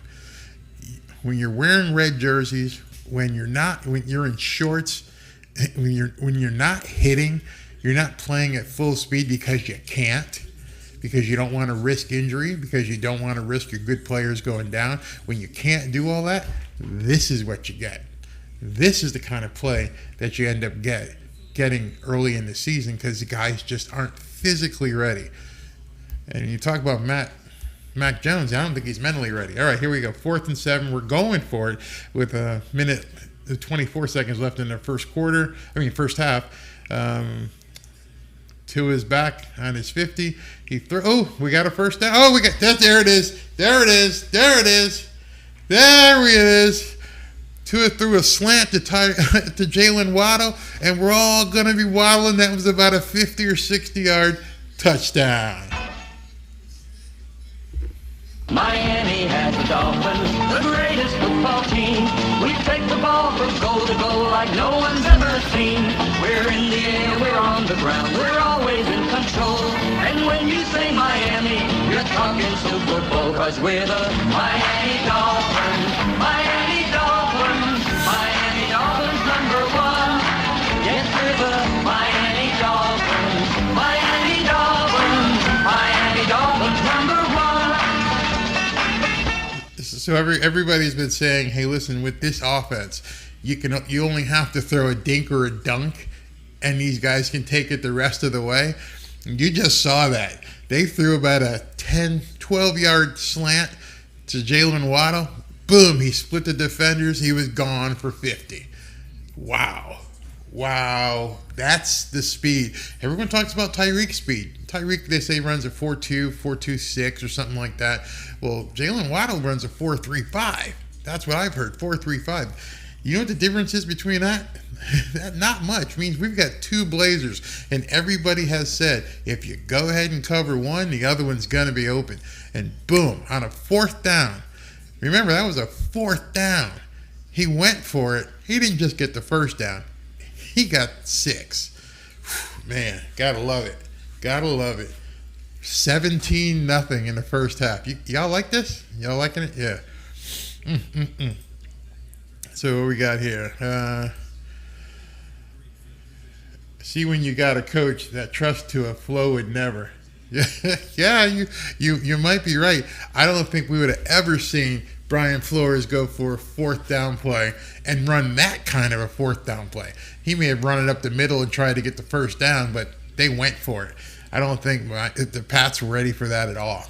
Awesome. So pretty much what I think is going to happen here with 18 seconds and the way that Mac Jones has played, I'm pretty sure they're going to come out here and just kneel down. It makes no sense. Down by 17 points with 18 seconds left, 105 degrees on the field. You're going to have to just kneel down here. And it looks like they're in a victory formation. Yep, he's going to take a knee, and they're going to take it into halftime. They're going to wave the white flag here. Yep, that's it. Whew, wow. Oh, Belichick is pissed. Belichick took off his headset and threw it on the ground. Wow. All right, let's look at some comments. We got some time here. Let's go ahead, get in there, get some IV treatments, make sure everyone's feeling well, and then come out and do it again. That was pretty awesome. All right, let's look at some comments here. We got coaches make adjustments series to series till you get what you just got. Exactly, Kenneth. I fully believe with you. Mike McDaniel, he knows what he was looking at. He knows what they were giving him. He knows what they were taking away. To go for that kind of a play on a fourth down, he just sent a message to the league. Take it how you want. He just sent a message to the league. We are going to be aggressive. We're going to do it. What's this guy say here? Matt better be careful. Brian Zappa might be out there. Matt Patricia calling offensive plays. Nah, it's not looking good here. Timothy Bowie. I'm loving it. Yes, we all are. Yeah, for sure. All right, Jordan. Thank you. Jordan tells me that Jalen Waddle goes about 4.29. Is that true? I mean, I don't know how fast he is, but I just saw him. If you guys see the replay tomorrow, there were two guys that were, basically positioned to catch him. Excuse me. And he just went right through them both. Loved it. We should be up about 20-0. Hold my beer. Yeah, that guy who just said that we should be up 20-0, he hasn't come back and commented. He kind of just slithered away because he got what he asked for. Yep. Patriots fan slithering away. Bye. I'm going to repost this if it lets me because I want to talk about this for a second. That's absolutely true. Now, we've watched this game thus far. And as we've watched this game, Tua hasn't played exceptionally well, but he hasn't played bad. He's been sacked because the offensive line didn't, at one point, hold their blocks. Another 2 times he didn't really get rid of the ball. He held the ball too long, but he hasn't played bad. But then again, it is the first game, and so no excuses aside, the passes that he has made have been crisp, have been on the money. People have to give him credit for that. We're up 17-0. I don't care if we throw another pass the rest of the game. Serious. I don't think there's a guy on that sideline who would care if this game ended 17-0 and they were able to just run the clock out and just keep running the ball for the next 2 quarters, which might happen. We haven't seen much of Raheem Mostert. We haven't seen that running game get up to speed yet. Even up 17-0, this is a time when they come out. This is another tip here, where it's time for Mike McDaniel to really push the running game. You have the opportunity. You're up now. Start pushing that running game. And what we've seen with the pass so far is if you can get that running game going, it doesn't have to be spectacular, but if it pulls those guys up, if it pulls those defensive backs up, Jalen and Tyreek are going to eat them alive. I don't know what's going on with Mike Gesicki. I don't know. Did he disappear? Do you guys know if he's hurt? Did he get benched? But he's turned into a ghost. This was one of the most formidable receivers on the Dolphins last year, and he's a ghost in this game. Very interesting. Let's see what else we got here. I want y'all to beat them 40-10. I don't really care what the outcome is as long as there's a W. I'm not one of those guys who longs for points, but I'm not going to turn them away either. Let's see. Wow. Mike Litteris. Where is that? I just saw something. I got to thank you for that out loud. Mike Litteris, thank you very, very much. Want you guys to know, the thing with the Super Chat, and a lot of guys, they get Super Chat money, and I don't know what they do with it, but I'm going to begin next week giving it back. And what I mean by that is, for subscribers who are in the chat, I'm going to give away $25 gift certificates to Buffalo Wild Wings. I picked them because it's not as family unfriendly as Hooters. They have enough locations around the country where I can spread that out. In fact, Mike Litteris, if you go ahead, dude, I can't believe that's your real name, but if that's your real name, it's amazing. I'm going to get you something as well. Also, I'm going to give away some Dolphins tickets. Next week, starting up the the group, private group or whatever. And in that private group, I'm going to be giving away Dolphins tickets to games. So if you're down here, I'll get you some tickets as well. So I haven't seen my boy yet. What's his name? What's this one? It looks like McDaniel's operating like a snake charmer. He's running that elementary style offense, then bam, he'll go for something complex. Oh yeah, oh for sure. If you sleep on this, offense, you're dead. You're absolutely dead if you sleep on this offense, because you have to be ready at any time for these two guys on the outside to take it to the house. If we can get, I'm looking at a game break here. They're showing something where Deebo Samuel just, ran into the end zone. We need our Deebo. We need someone to take those, but we need the offensive line to block it. But you're right. If Mike McDaniel catches you sleeping, you're toast. Dude, Mark, I'm not Santa. He goes, thanks, Santa. No, I'm not Santa. I just feel that I've been blessed. And because I've been blessed, I don't need to do this to earn a living. This is fun for me. And I just feel like there's a lot of people who could use some things. Take their wife or their husband out to dinner or for a few drinks or something. Leave the kids at home or take the kids. I don't care. I just feel blessed and I just want to share it. I don't want that to sound corny, but that's why I'm doing this. It's fun. I mean, over here behind me here, you see this Notre Dame sign. So I was going to do a lot with Notre Dame, but they look like shit. And having lost their first two games, I'm not going to worry about doing much about the South Bend boys right now, because I don't think they're going to be anything. So my full focus moving forward for the entire season will be the Miami Dolphins. We score on the first possession of second half. We'll force them to pass. Our defense will feast. That's a good point. That's a very good point. Who got the kickoff? They got the kickoff, so we will get the first possession of the second half. And if we go up 24-0, they're going to have to abandon their running game. And then you're right. Javon Holland, Needham, and X-Man are going to sit back there and start, rubbing their face mask and going, this it's time for them. So that's a very, very, very good point.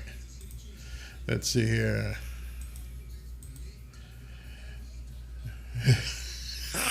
Dude, I love your screen avatar. Dolphins Tua for life. Meh, not really. If we just throw to Myers every time, I think we could actually make plays. Laugh my ass off. Do it. Go ahead and, get on some chat that talks to Bill Belichick right now and tell him, hey, yeah, open it up. Yeah, open it up. Don't let Mac Jones call plays anymore. Go ahead and open it up. I'm sure that's going to work. This is a big one. And Tua is going to be 5-0 over New England. No, he's going to be 4-0. But I'm not going to jinx myself. He could be 4-0. Let's not go there yet. Let's not even talk about that yet. That's just making Bill Belichick just burn inside. So who knows? All right, what we got here? JV, I've been asking this question all game. I'm asking you. I'm asking all of you guys. Have you heard something? Did this guy get hurt? Because he's definitely disappeared.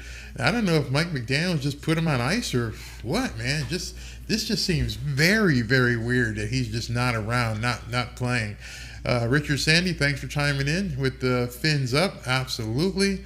Yeah, we need a pass rush. We'll love it also if we score and they've got to basically just start passing. Yeah, pass rush is going to have to step up.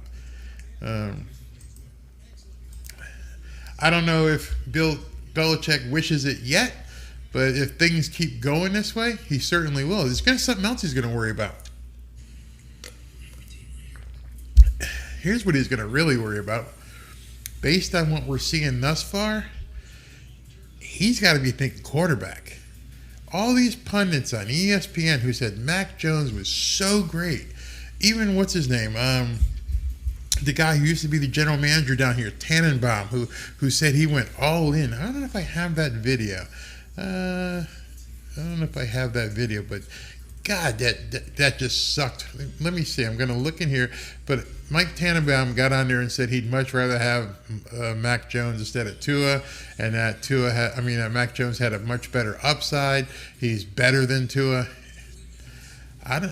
Bill Belichick right now is thinking, oh my God, I lost Tom Brady. Now I'm stuck with Mac Jones. And he doesn't look like he's developing into the quarterback that he thought he was. So, where are we here? Let me look at the next one. Yes, Brian, you are absolutely right. The Heat, I said that in my opening statement of this broadcast, going on an hour and 48 minutes ago. The Heat is indiscreet. The Heat is indiscreet. It doesn't matter if you're a Dolphin or if you're a Patriot. The Heat is going to take the toll on the body, period. This is the first game of the season. Every push-off, every block, every sprint, the recuperation of your body just isn't ready for it. Now, what you're going to see in the second half is why I think we're going to see more runs from Mike McDaniels, because now I want these guys to suffer. I want these guys, if I'm calling plays, I want to see these guys have to hold back 300-pound linemen. I mean, I want our guys to push too, but I want to put the pressure on them to wilt. I want to see them just say, I've had enough, I can't deal with this heat. Because as soon as that happens, then boom, here comes the big bombs. And those guys are going to basically be wide open if the running game gets even a little bit of support. That Heat's going to, make them fold. Let's see here. That Mac Jones-Agba exchange, indicative that Jones' head is frustrated. Absolutely. And I think what we're going to find out, maybe in the papers, or not papers, but on broadcast, we're going to find out that Bill Belichick's plan was to let Mac Jones audible out of a lot of situations. And I think what he's going to find out is that Mac Jones basically can't. He can't read defenses enough to be responsible to opt out of the play. I think that's what we're going to find out.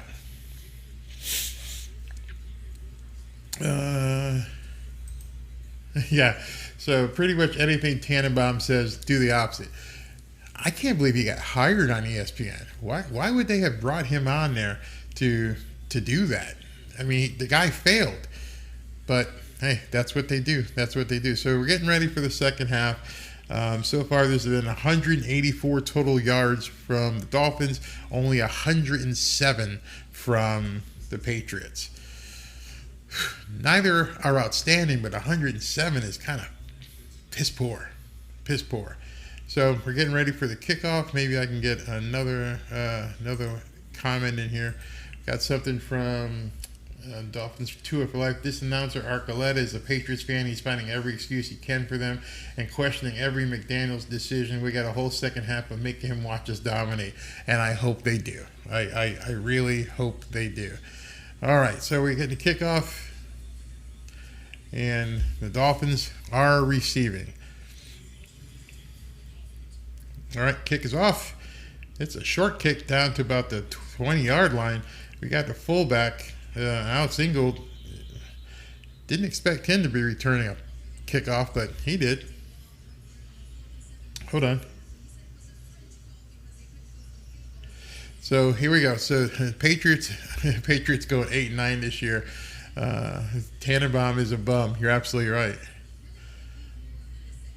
All right, so 1st and 10 from about the. I'm reading a comment here. I haven't seen the other games, but I'm going to leave that up on the screen. We're going to come back to it. It says Bengals, Saints, Colts losing, Ravens and Eagles struggling. I think we have a good chance this season. It's the weather. Okay, here we go. Tua is in a shotgun. He puts Chase Edmonds in motion.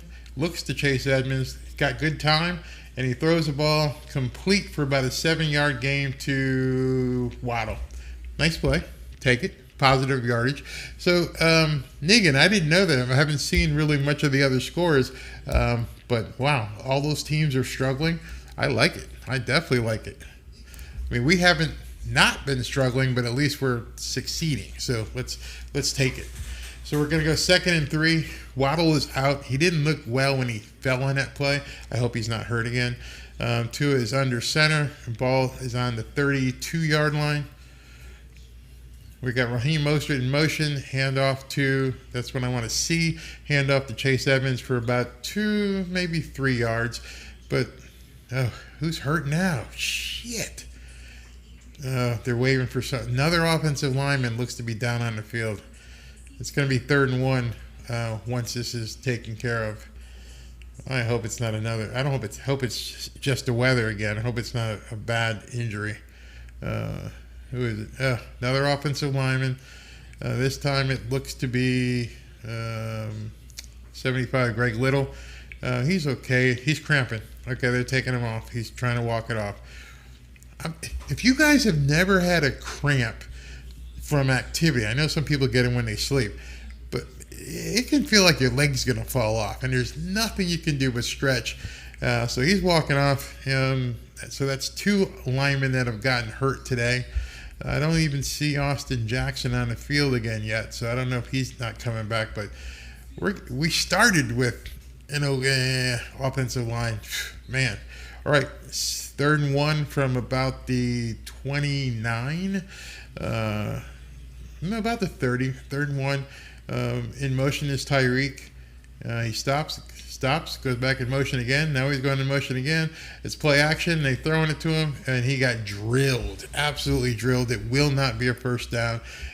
He got his helmet knocked off, and the D-back that was covering him is hurt, actually from a heat related. You can tell he pulled as well. That was a really stupid pass by Tua. I'm going to call that one. You do not want to lay your wide receiver, your star wide receiver, out like that. The guy was right in front of him. That was pretty stupid. But the thing you have to notice here is he got hurt. Not Tyreek. The guy covering him is hurt. And they're stretching, so it's another cramp-related injury. Told you, this is what's going on out there. Yeah, and so Archuleta is terrible. Look at that terrible play call. They hate Miami. We just have to accept it. That's just it. They hate Miami, and that's how it's going to be. Brian, they are all called it. They are all cramping up really hard. There's nothing you can do about it. Like I said, this is what games in South Florida in September in 100-degree weather is going to be like. There's no way coming down here on a Tuesday was going to stop that. Not going to happen. I mean, we live down here and we can't take it. We hate being out there. We need to be in air-conditioned facilities as much as possible. I live less than a half a mile from the beach, and we hardly even go because it's too damn hot. And then when you do go, you got to bring gallon water with you, and you're not even doing anything. You're sitting in under a tent or a canopy, and you're jumping into water once in a while, and then you come out the water, and it's so hot. But, hey, listen.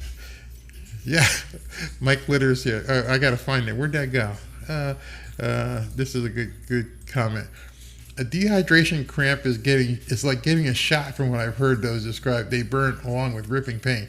Let me tell you what happens when you, and I remember back in camp years ago, I had to take a full ice bath up to here. I had to get into a tank that was covered with ice, and it's up to here. Just so there wasn't a muscle on my body at one point that wasn't cramping, and I literally couldn't sleep from all the cramping, and I had to go back into the training room at about 8 or 9 o'clock at night and say, I can't take it. There's all it is fluid dehydration, and the cramps they lock up on you to the point where you can try and stretch, but the pain doesn't go away. This is really bad. So I hope these guys are better from it. Brian McDaniel says, this is what our home field advantage used to be when we were winning everything in September for years. Then we decided to make our September games away or afternoon. That is so true. So true. We should never have gotten away from that. All right, so it's 4th and 1. This time we're too far deep in our own end zone. Our own end. So Mike McDaniel has decided to punt. And kick is away. He didn't call for a fair catch, and he got eaten up on the 5-yard line. Gotta love that. And Van Ginkel was down there, and let's see who made the play, if I can figure this out real quick. That was Justin Bethel with the tackle.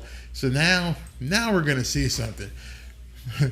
Mac Jones is going to have to start his opening half drive down 17 points on the 5-yard line. Here we go. Let's see what he does.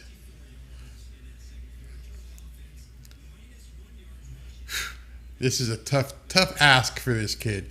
All right, so he's on his own 5-yard line. He's probably going to hand it off to number 37, and he sure does. And Dolphins give up more yardage than they should have. The guy ends up getting like 7, maybe 8 yards. That's not good. When they look at the films and see you got pushed for 7 or 8 yards when you knew there was a run coming, no. All right, so it's 2nd and 4. He got 6. 2nd and 4. Matt Patricia looks like he's still calling the plays, along with this guy in a hoodie in South Florida where it's 105 degrees. I don't know. That's insane. He's in a hoodie. One of the coaches for the Patriots. All right, Mac Jones is back in a shotgun, and he's got plenty of time, and he throws a pass. Well, first down to the halfback who comes across the line, Parker. You remember Parker? That's Devontae Parker. Good to see him doing well. Don't want him to be running around the field like that, but he ended up picking up about, I'd say, 12 yards or so on that play. 1st and 10 from the, let's see where we are now, from the 22. They made that look too easy. Way too easy. Handoff. And, oh boy, he rips up the middle for about 12 or 13 yards in that play. So very quickly, they've gone from the 5-yard line out to past the 30. I'm looking at the offensive line. I'm trying to key on Christian Wilkins. He just got blocked. Everybody got blocked. One on helmet, no double team. He just got blocked. All right, 1st and 10 again. Now we're up at the 35-yard line. 2 plays, 30 yards. Okay, this time, handoff. Christian Wilkins and the boys stuffed it. Completely stuffed it.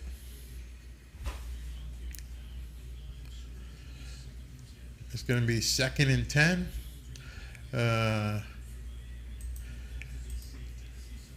I'm watching this from YouTube TV on a second screen here in front of me.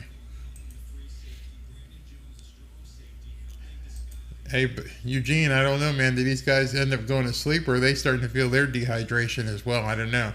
But we got 2nd and 10, obvious passing down. Mac Jones in a shotgun, gets a snap, throws it out to his wide left.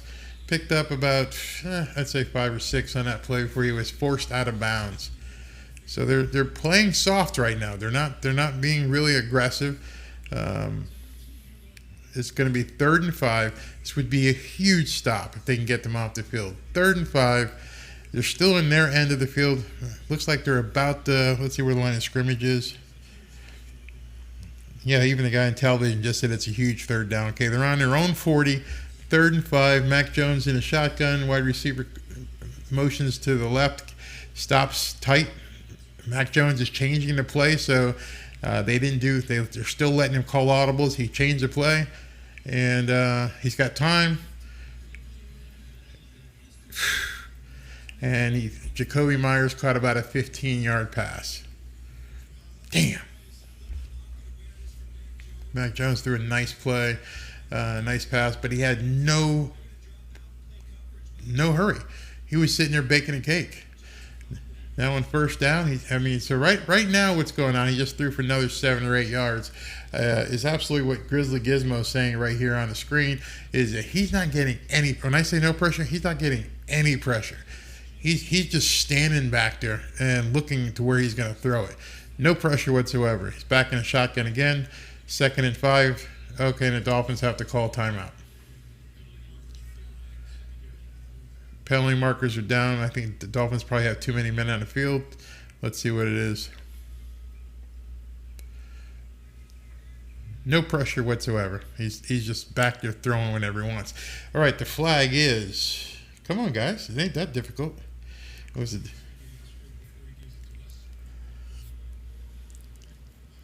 Here it is. Yep, too many men on the field. So that's an easy free 5 yards for the Patriots. So they've got a drive going here. They've started from their own 5-yard line. It is now going to be 1st and 10 for the Patriots. It reminds me of their opening drive of the game. They're on the 38 going in. We've got motion. Mac Jones is changing the play again. You got one-on-one up top. He takes a snap, steps back, and throws about a 7 or 8 yard out for a completion to Jacoby Myers. He's moving the ball. He's doing the audibles. They made some adjustments. The Dolphins can't get any pressure on him, and he's just making good throws right now. Something's wrong. All right, so it's 2nd and 3 from the 30. Here he is again, changing the play. He's seeing something. They've told him to look for something. He's changing the play, and he hands it off. Doesn't get far. That one got stuffed. It was a run to the left, but he's still changing the play. Patriots are just surging. Bill probably gave them some stupid Al Pacino speech at halftime. Yeah. I could see that, but I never see Bill losing his cool. He's just like, you can just see him over in a halftime telling them, "You guys got this. You got it. You're better than this." Well, so far so good. It's 3rd and 3, another big play on the Dolphins 30-yard line going in. Mac Jones is in shotgun. He hands it off up the middle, and I think they stopped the run. It looks like they may be short. Now, this will be interesting. If they're short, will Bill Belichick go for the points, or will he go for the first down? It all depends on the spot of the ball. I think they're about a half a yard short. Let's see here. They're going to do a measurement. Let's see. It's 4th and 1. They already called it. 4th and 1. Bill Belichick keeps the team on the field. He puts Mac Jones in a shotgun, and no good. He went for a long pass, didn't get it. I mean, he ran a quick count, ran a quick snap count on that, trying to see what he could do, and Xavier Howard just knocked it down. Boom, great coverage by X-Man. Bill, sorry, your boy Mac didn't do it again. Oh, shit. Spoke too soon. They called a penalty on Xavier Howard. It was a bullshit call. Can I say that? Can I say that was a bullshit call? I mean, yeah, he was touching him. He wasn't impeding his flow, but it was enough where they called a penalty on him. That was a pure NFL play. Every safety in the league and cornerback does it. But all right, so they didn't call pass interference. They called. Okay, so they jumped it quickly. 1st and 10 from about the 28-yard line. They ran a play, didn't get anything. Van Ginkel with a nice stick. Remember, somebody asked me earlier about Van Ginkel versus Melvin Ingram. That's a different kind of player. He's going to stick his head in there. Old time player. Gotta love that. All right, so 2nd and 10. That play got nothing. They tried to do it quickly, didn't work. 2nd and 10, 6:29 left in the 3rd. Mac Jones is under center. He's changing the play again. Yeah, he's changing it. He's calling it. He does a play action pass. He's got plenty of time, and Dolphins weren't ready for it, and he completes about a 15-yard pass down to about the 8-yard line or so. That was pretty bad, guys. That was pretty bad. You weren't ready for that.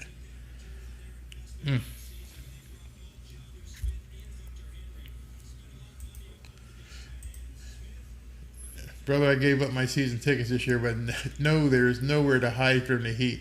Nope, you can't hide from the heat in South Florida. You get a little bit of shade, but not that heat. So they threw it to the tight end. He caught the ball, ran for about 7 or 8. Now they're on a 7 or 8 yard line. Mac Jones is in shotgun.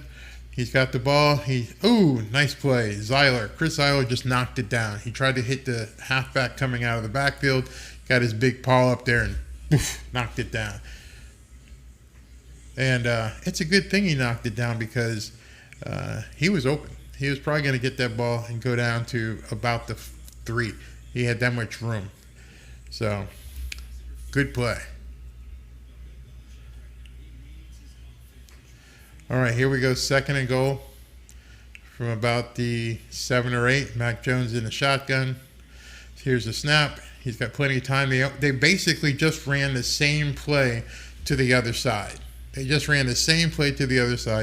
threw it to his release receiver, Harris, on the flats, and Miami responded very well. All right, 3rd and goal. Here we go. Let's get adjusted here. 3rd and goal. Yeah, Grizzly, you're absolutely right. That illegal contact call was a crock. Every play that could be called. All right, 3rd and goal from about the 6 yard line. Mac Jones is in the shotgun, gets the snap, no pressure at all, and touchdown. Yeah, touchdown. He threw a pass out into the flat. The wide receiver fell down, but there was nobody there, so he just literally rolled into the end zone. There was no one there to even touch him. That's how far open he was. And looking at the replay, he's just a pass to the flat, and there is literally nobody out there. I'm struggling to see why the closest person to him was Jalen Phillips. Why was our defensive end the closest player to a receiver in the flat? Nobody else there. Wow. Let's see here. Wish we had an offensive line. Yeah, I think we all do. I think we all wish that right now. All right, so second half adjustments. Hopefully Coach McD can adjust as well. Here's what's scary about that. You want to talk about adjustments. They just did a 95-yard drive. It wasn't a 95-yard drive. Yes, they got helped up by a penalty or two, but they still went 95 yards on the Dolphins defense. No way to sugarcoat that. A 95-yard drive in the heat of South Florida for a touchdown. Not good. Let's see. Wish we had a right tackle. You and me both. And a lot of other Dolphins fans feel the same way. No offensive tackle in sight. The call came in from the league to make this game more exciting. Yeah, that's probably true the way things are going in the NFL, and they can wire down to these refs and say, hey, do something. I don't know if that's true, but that call was bullshit. Yeah, Grizzly Gizmo, I agree with you. We need to absolutely respond in kind. There's nothing else, but we have to do it as well. Mike's got to get things going quickly here. Okay, let me see what else is coming in.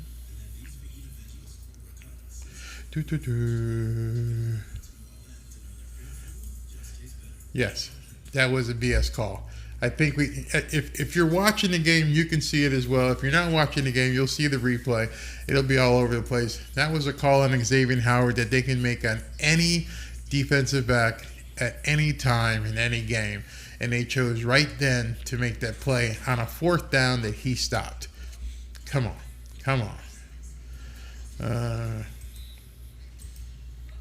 Yep, defense finally got punched in the teeth. Heck of a drive. Very nice work. It scares me. It scares me that woke up the Lion, because that was for 95 yards. Let's see what else we got here. These things are coming in so quickly, it's hard to get to all of them. All them damn banana plants down there. Stop the bus and go grab some fruit. You could just mainline some bananas right now. It ain't gonna help. Not when 105 degrees. Not at all. But we'll see. Let's see what happens now. We're gonna get the ball here, and hopefully we won't be on a 4 or 5 yard line, and we actually can get some good field position, get a good run back, or at least start. But let's see what happens. Looking at Robert Kraft sitting in a booth, skybox with Mike Tyson. Mike Tyson sitting at the game here. All right, so the kick is off, and it's a short kick again, taken at the 10. Ooh, nice hit, and it's going to be short of the 20-yard line. Raheem Mostert was the guy who ran that one back, but he didn't get anywhere, so he's at about the 19-yard line is where this next drive will start. So anyway, we're at basically 4 minutes and 39 seconds left in the third. This game's gone by pretty quick. What time is it? It's only 3 o'clock, and we're already getting close to the end of the third. All right, so looking at 1st and 10, 4:39 left. Mike Gesicki is in the game. You got Raheem Mostert spread out wide. There's nobody on him right now. And let's see. He throws the ball. Tua throws the ball. Gets it off to... Oh, there's a good run by Tyreek. Wow. Man, that guy's fast. I mean, it didn't look like there was any room there. And he took literally a 2-yard pass and turned it into 20 yards. I mean, literally took a 2-yard pass. And next thing you look up, he's gone for about 20, 25 yards. I mean, this much space, and he's gone. Scary. All right, 1st and 10. Oh, I didn't play my thing. Huh. That's another Miami Dolphins. All right. Tua's in a shotgun. Play action. Oh, he's got Tyreek wide open again over there on the right side of the ball. No, I'm sorry, that was Cedric Wilson. Nice play. Okay, if you imagine, if you're watching this game, you saw what just happened. But the movement of what happened on that play and how guys were moving, and then Cedric Wilson coming around for like a rollout veer type play you see on your PlayStation game, and he hit him with that for another 8 yards. So it's 2nd and 2, and let's see here. They're trying to see. Oh, he stepped out before the first down marker, just before the first down marker. All right, 2nd and 2. Tua's in shotgun again. Tua's stats are starting to add up. He's doing well. And he inside handoff to, and we got a first down there, so we'll go ahead and count That's that. another Miami Dolphins. That was a handoff to, looks like Raheem Mostert. Who was that? No, he's too small. Yeah, that was Raheem Mostert for that first down. So it's 1st and 10 now. We're starting to roll. We're starting to go. Gotta like this. Mike McDaniel's calling some plays. I feel on this play, this might be one for him to light it up. I don't know. I don't read his playbook, but he's got Tua in the shotgun. He's got, looks like Tyreek and Waddle to the same side. He gets it. He's back about 7 or 8 yards. He throws it, and boom, Raheem Mostert catches it. He's gone. He's off. He's at about 12, 14, 15, 18-yard completion. And you know what that is, don't you? That's another Miami Dolphins. Wow, that was a nice play. Looked like Tua was going to get sacked. And in fact, Raheem Mostert would have went down if it weren't for the fact that the defensive back missed the tackle. I'll take it. But he then went for another 15 yards or so. So it's 1st and 10. 2 minutes left. Let's see where are we on the field here?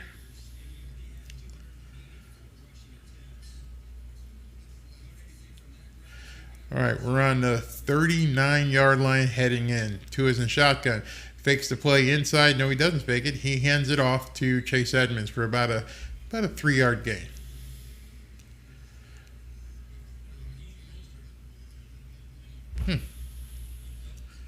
Yeah, I noticed that too, Grizzly. It looks like the Patriots are really surging on the line and blitzing, and I'm sure Mike McDaniel is aware of that. I'm sure this is one of those play situations where he might be able to do just like he did with Jalen Waddle earlier. We'll see. 2nd and 7, 1:15 left. They're on the 33 yard line. To his under center. He fakes the pitch and he throws a pass to Gesicki finally for little gain, maybe a yard, maybe 2. Gesicki gets up looking frustrated, as well he should be. Those rollouts are dangerous. They're not working. As soon as Tua rolled out, there was nobody there, but Tyreek was wide open and he missed it. He didn't miss him. He didn't throw it to him, but he didn't see him. All right, 3rd and 5. We're on the 31-yard line heading in. We're in field goal range, so don't take a sack here. He's in a shotgun. Tyreek's in motion going to the right. Tua's looking at him. Nope, nothing. All right, he threw it to him. There was no play there, so he basically threw it outside. But go ahead and take the field goal. Take the 3 points. Oh, wait a second. Now looking at the review of the play, it was interference all the way. The guy tackled Tyreek. No call. No call. This is bullshit. All right, so this looks like it's going to be a 49-yard attempt. Come on, take the points. Let's see what happens. Snap is good. Kick is up. And he just barely got it in the uprights. But you know what? Just barely counts for 3 points. So let's take it and move on. Okay. I'm looking at my comments here and I got the spam bots all up in here. Chris Miles asks, what's up with our run game? I'll tell you what's up with our run game. We got no offensive line. That's all I can say. You got great halfbacks ready to run the ball. You don't have an offensive line that's capable of blocking anything right now. That's what our problem is. Yep, you're right, Eugene. 3 points is 3 points. We take it. We take it.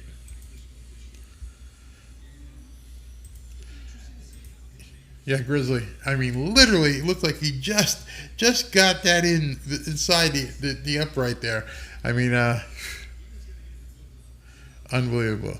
So Tyreek's done well today. Could be better. I mean, it's not his fault, but I can see how dangerous he's going to be. And I love that Wes Welker is sitting on a bench right between him and Jalen Waddle, talking him up right now. Yep. 3 fastest players in the NFL in one play. Yeah, we got them. We got them. It'll open up. Patience. One thing I see today, patience. Patience. All right.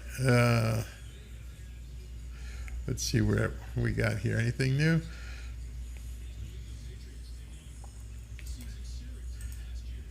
Frankie, I am so happy. I'm glad you're a Pats fan. I'm trying to be bipartisan. Yes, I am a Dolphins fan, but you got to call it like you see it, and I'm glad you're enjoying it. So here we go with the kickoff. I'm sure this is going to be a touchback, and yes, it is. Of course it is. So here we go with 19 seconds left in the third quarter, and you've got the Dolphins leading 20-7. Actually, the quarter is ended, so we're almost there. Three quarters in, and the Dolphins are towards their first win of the season, 20-7. Not what any of us expected, but nonetheless, let's take it.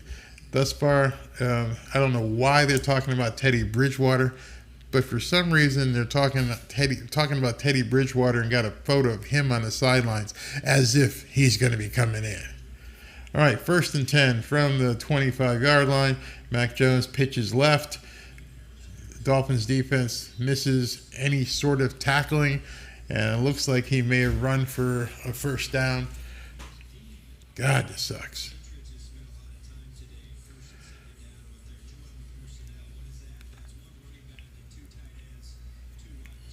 All right, so here we go. 4th quarter, baby. Is it me or does Bridgewater look like Pennywise? Well, that wasn't the most favorable picture of him on the sidelines with his hair all out and that hat on. I don't even know why they were talking about the guy holding the clipboard. He's not coming in. So, but you are so correct. Let's see here. Eugene Pastiste again. 2-score game. Tua collected 220 yards thus far with no turnovers. All is well in Miami. If Tua can manage a game like this, and if we can go beat any team 20-7, hopefully we're not done scoring with no turnovers. Yeah, I'm going to take that every day, every Sunday. Every Sunday I will take that. I think Mike McDaniel will take it. I think every fan will take it. Bring us to 12-5, 13-4. We'll take it. Let's see here. Last year, Belichick supposedly went to the refs to get them to pay attention to the Dolphins DBs and their dirty playing. It seemed to work. I hope that's not the case. I hope that they're not being influenced by any outside sources. Of course, it's possible. Belichick is a huge figure in the NFL. But come on, man. Just call the game. Can we just call the game, take it out of the refs' hands? I'd love to see that. And you're absolutely right. That call on Xavier Howard was BS. Right now it should be 20-0. That should not, maybe 20-3. But there's no way you call that right there. You just don't do it. Unless you're going to call it on both teams all game long. Oh, wait a minute. Hold on. Alex. When you say love my team, but you don't think that they can hang with Buffalo right now, I don't think that the Dolphins could beat the Bills that we saw on Thursday. I think the Bills were on fire. I think they were clicking. I think they played a night game. Remember, they played a night game. It's a little bit different. Not as much heat. They were dead on, as well as much as Los Angeles was off. Matthew Stafford. If you think Matthew Stafford is going to play like that, forget Matthew Stafford. If you think Aaron Donald is going to play like that in the weeks ahead, you're completely mistaken. I, for one, looked at that game and said, hey, listen, I don't know what's going on, but it wasn't the game that we were all promised. That's the key. It wasn't the right game. So I digress. Anyway, we're into the fourth. 14 minutes and 48 seconds heading down the home stretch here. On 1st and 10, we had a handoff. Goes to the outside, and it looks like he picked up about 5 or 6 yards.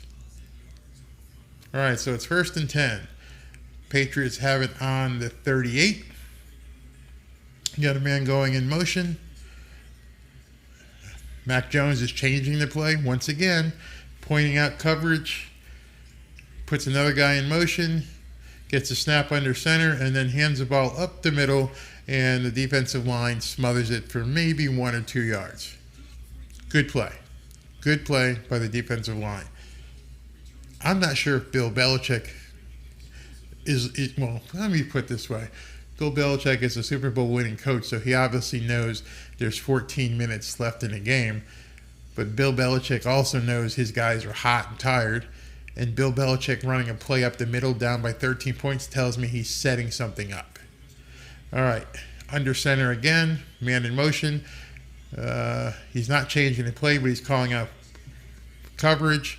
He does a handoff, and it goes for another 1 or 2 yards.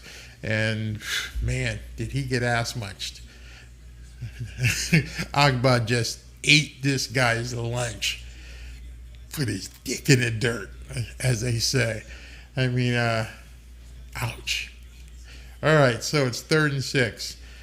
Now we see what Belichick wants to do. 3rd and 6, 13 minutes and 18 seconds left in the game. Big play.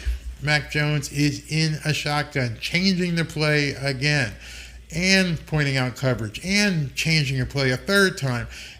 This is crazy. And he's going to get, what the hell is that? All right, so I bet you that play doesn't get shown on ESPN. They called another flag on the Dolphins. I think they're going to call roughing the passer. This is a bunch of bullshit. I don't know what was going on. Oh, yeah. Ouch. Come on, man. Javon Holland's going to get called for roughing the passer, blow to the face, might get tossed out the game, and it's obvious. They had it taken. They had to play. The series stopped. He didn't need to hit him in the head.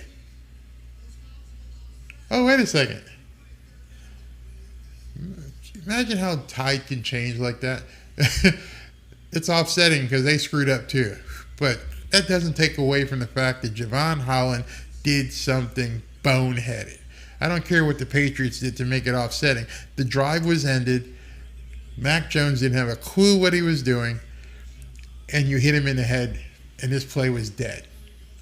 No reason. No reason whatsoever. All right, here we go again. 3rd and 6, 12 minutes and 59 seconds left. Mac Jones is in the shotgun. He's back to pass. Really no threat, and that's it. He threw an incomplete pass. He threw it in the back of the defender. His receiver had never had a chance. Oh, that's right. This guy's better than Tua.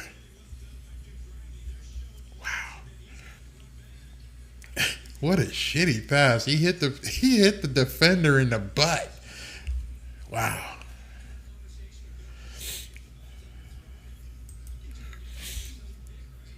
You're right. It does seem like, but I don't think it's Belichick. I think whoever's calling the plays, if it's Matt Patricia or whatever, but something ain't right. This looks crazy. And I think they put way too much on Mac Jones. I think they put way too much emphasis on letting this kid call plays. That was crazy. People are laughing at this point. Even people in the stands are like, what is Mac Jones doing?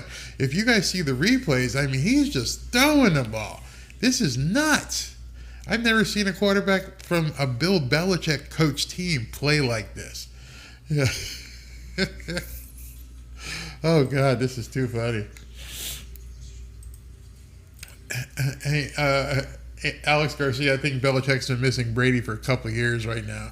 I think he's been I won't say exposed, but people see now what having the GOAT as quarterback can actually mean to a team. Let's see, Mike Litters has to say here. Those plays are the most frustrating. If you can't control yourself on a play like that, then Ben should be calling your name. Yep. Can't hit somebody in the head. Can't do it. Longy here says all of this. Let's see what Brian McDaniel says here. Brian says his game plan is all quick passes and some power runs to just slow down our defense and keep them on the field all game. Well, he's only got 12 and a half minutes left to try that strategy. I don't know how that's going to work out with just 12 and a half minutes left. Now, here we go, getting the ball again on about the 5 or 6 yard line. When people critique this game, watch how they leave that out. They're going to talk about how the Dolphins struggled. Watch how they leave out the fact that the Dolphins had to start drive after drive after drive on the 5, 7, 8 yard line. That's been a problem. We've had no field position. What's he say here? Look what Matt Patricia did with the Lions. Yeah, that's why he's back in New England. It's funny how you can fail in the NFL, suck ass, and then just get recycled and play with somebody else. It makes no sense to me whatsoever. Dude, you want to fire Matt Patricia on the first game of the season? This is a good point. Did we make the Pats wear the dark jerseys? Absolutely. The home team decides what jerseys they're going to wear. New England, the Miami's wearing their white on white, making them wear their hot colored blue uniforms in South Florida. Get in the head. All right, here we go. 1st and 10. Tua is under center. We got a fullback set. Probably going to be a handoff to Chase Edmonds. Oh no, he does play action. He's looking deep. Oh nope, incomplete. Tyreek dropped that one. I mean, it was going to be a tough pass anyway. It was kind of low, but it was catchable. Not to the guys on ESPN, and the guys on ESPN will say it's a shitty pass, but it was catchable. Of course, the guy on CBS right now is blaming Tua. All right, 2nd and 10. Let's see what happens. We're still on our 9-yard line. Tua's under center, fullback set, and he's back to pass again. Nice pickup on the block by the fullback, complete to Cedric Wilson for about an 8-yard pass. So it's going to be an interesting 3rd down here. It's going to be 3rd and 3, maybe less. 3rd and 3, 3rd and 2 is what they say here on the thing. Okay, here we go. Come on, Mike. Pull out some out your little chart there. Pull something out. Give me something. Offensive line ain't doing shit. You're on about the 12-yard line. Where are we at? Oh, we're at about the 18. You need 2 yards. 2 is in a shotgun. Tyreek is in motion. Inside handoff, and we got Butkus. That's going to be 4th down. So they got us off the field. There's no way Mike McDaniel is going to go for 4th and 1 on his own 20-yard line. So we got a punt. That's what it is. When you don't have an offensive line, that's what happens. What do we got up here? A little hair. No offensive line. What are you going to say? We can't move the ball. 3rd and 2, can't get 2 yards. Got 1. All right, here we go. Punt. Punt is down to 30-yard line. Being returned. They're going to have good field position. They're going to start their drive on the 40. Okay. Mike, what do you have to say again here? Mike Litteris, that's what we can't do. Need to stay on the field longer to save the defense. Absolutely. We can't stay on the field because nobody can block.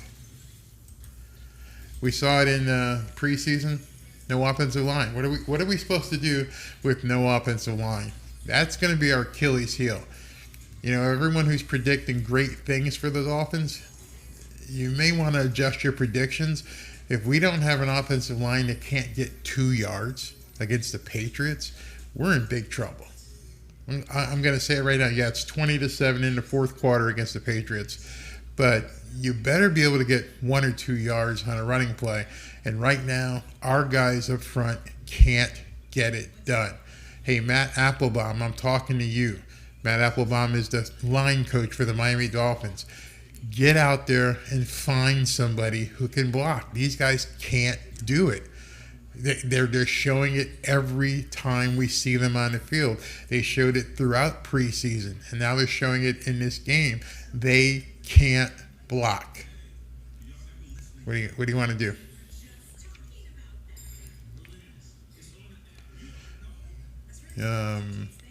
Alex, yeah, you're right. Tua looks rushed. Absolutely looks rushed. Don't know it before. Let's see here. I called before the game Waddle was going to have a big day because they focus on Hill so much. Waddle's been pretty quiet. I mean, he's got the big touchdown, but for the most part, he's been pretty quiet. Been used mainly as a decoy. I don't think he's all the way healed yet. I think he's still not 100%. But that's not the story of this game. The story of this game is, 1, the offensive line. They can't block. 2, the defense is basically carrying the team right now. Let's see what else we got. Even if New England makes a stop, it's going to matter if your offense is trash. I don't know what they're doing with Mac Jones. I just putting the pressure on a young quarterback like that to call the plays and give him the option to just keep audibling out. No, that's not going to make it for the Patriots. So here we go. Let's see, Michelle Lamar. Love to see the women in here talking. Michelle says, the backing has been the problem for Tua since he came to Miami. How hard is it to get that, make it happen? I don't know. I don't know why they didn't draft anybody. I didn't know why they didn't spend any money. But here we go. 1st and 10 from the 43-yard line. Mac Jones is in a shotgun. He's back. And again, wow. he threw a pass that literally bounced like a bad golf shot in front of his wide receiver. Actually, his receiver was supposed to be the halfback, and it bounced to him. It was an awful throw. There's no way you could be sitting here watching this game and say that Mac Jones is better than Tua. You just can't say it. It's a lie. All right, 2nd and 10. They've got receivers out to the right. Got one guy in motion. Mac Jones calling out coverage. Here's a snap, play action, and it tried like an inside screen to the halfback, actually tight end screen. Tight end gets some good yardage. Got about, I'd say, 5 or 6 yards. It's going to be 3rd and 3 here. And ordinarily, you could look at this game and say it's probably going to be very tough for New England to come back. But if we can't take any time off the clock, you're leaving an opening for the Patriots. All right, 3rd and 3. 10:32 left in the game. And here we go. He's under center. He hands it off, and yes, Siler. There's your play. He just stuffed it. He ate the guy up. I love when the big guys up front do this kind of stuff. I love when I see Agba and Christian and Wilkins and Siler get up there and just eat guys up. So now you got 4th down. Looks like Belichick may be going for it. What? Belichick is 4th and 3 with the 9 minutes. Oh, here we go. Mac Jones is in the shotgun. 4th and 3 from about the 51-yard line. We had them jump, but before they jumped, they called timeout. Who called timeout? Patriots called timeout, and before the play started. So it's 4th and 3, and we'll see what's going on. You're absolutely right, Heat Fins. We got to wrap it up. But we can't. We can't run the clock down if the guys up front don't let us run. Shout out to who? Shout out to Sims. Yeah, Mac is better than Tua. They need to fire Sims. Who, Miss Sims? Miss Sims is a nut job. I call out Miss Sims. I can't wait for next week's videos. Starting next, right after this game, I'm going to start pulling in quotes from people. But Miss Sims, oh, he's a clown. He's an absolute clown. I don't know why he hates Tua the way he does. I don't know if Florio puts him up to it so they can try and play off each other. But Miss Sims, man, you're a nut. You're an absolute nut thinking that Mac Jones is better than Tua. Yeah, we need to score another TD, but I wouldn't mind taking some time off the clock. Wouldn't mind taking about 2, 3, 4 minutes off the clock. Let's see what else we got here. Enjoying the content as well. Many thanks from North Carolina, where we don't have the game. Where are you in North Carolina? Stickman Gaming? Let me know, because my wife's family is from up there. We're probably going to take a trip up to the Smokies in a couple, 2 or 3 weeks. She lives, her family is about, I'd say, 30 minutes southwest of Asheville, a little small town. I like to get cabins over in Maggie Valley, so I don't know if you get up there. Plus, my daughter lives in a place called Fuquay Varina, which is not too far from Fayetteville, from what I understand. Dude, don't get anxious. Don't get anxious. We got, 9:45. It's 4th down. Even if they make this, this 4th down play, because I think they're going to, at this point, down by 13, you have to go for it. They're not going to run. They're definitely going to do throwing a pass here. I'm thinking play action. Nah, I wouldn't do play action because nobody knows you're going to run. So you're going to put everything in Mac Jones's hands here, and you're going to do a pass play. Now is the time for Siler, Christian Wilkins, Jalen Phillips, whose name we haven't called that much, to actually do something. All right, here we go. 4th down, 4th and 3. Play is in. He's in shotgun. He's definitely passing. All right, he's back to pass. No pass rush whatsoever. He's back there baking a cake, telling guys where to run. Oh, my goodness. He had so much time. And oh, my God, I knew it. The next sentence out of my mouth was, if they don't call pass interference, we shut them down. I was just going to say, if they don't Oh, wait a second. I need to shut up. They called holding on the Patriots. We're going to decline that. They're going to decline that, and we're going to take the ball. Because, man, X-Man made a fantastic play on that ball, knocking it down. And when you see the replay of this, okay, so I'm watching. Mac Jones had forever to throw this ball. And we only rushed 3 guys. He was directing traffic back there. He's looking for someone to throw to, and then he throws a duck in the middle of the field in front of 3 guys. Oh, that wasn't Xavier. Who was that? That was Cater Kohu made that play. All right, 1st and 10 on the 50, heading in. He pitches to the left. Chase Edmonds busted up for about 7 or 8 yards. Yes, let's take that. Let's take that. Run it. Run it. Come on, offensive. Being an offensive line, this is the time of the game where I just love to be on the field. I want to do everything I could to just break your will. I wanted to break your heart. This is what we live for. They used to call us the big uglies.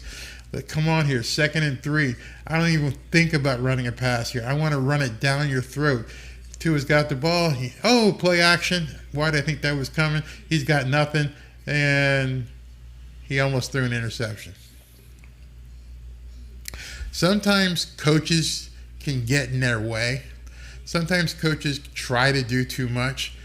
You're ahead by 13 points with 8 minutes left in the game on a 2nd and 3. Run the damn ball. Let the big guys up front show you what they have. Get rid of them if they can't, but run the damn ball. No, you do a bootleg and you get your quarterback ass munched and he throws almost an interception. That's pathetic, Mike McDaniel.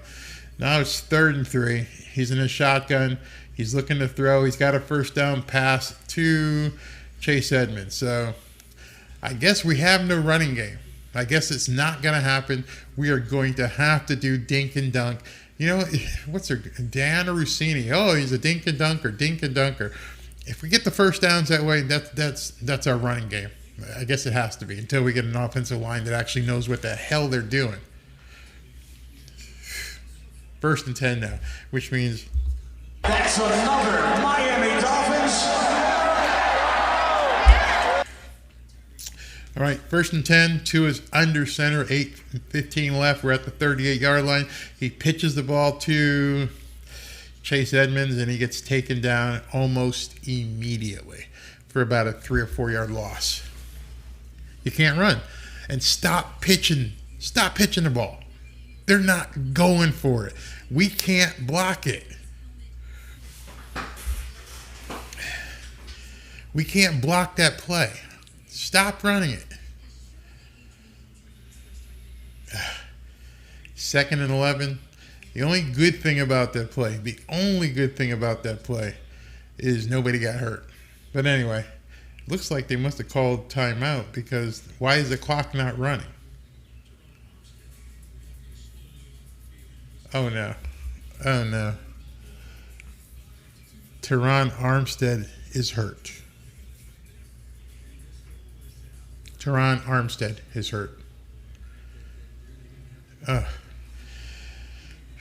The clock's running. Run it out, Mike. Run it out. Get in the locker room. Regroup. It's 2nd 11, 7:44 left. Who's playing left tackle right now? I can't see. I hope it's not Coleman. Anyway, Tua's throws it out to, let's see, he caught it. Threw the ball out to, was it Ezukama? Eric Ezukama, his first catch of the year. I believe that's who that was. No, that was Trent Sherfield. He caught it. Yep, he caught it and got down for about a 6 or 7 yard reception. What's Ezukama? Oh, he changed his number. He's wearing 18 this year. Okay. 3rd and 3.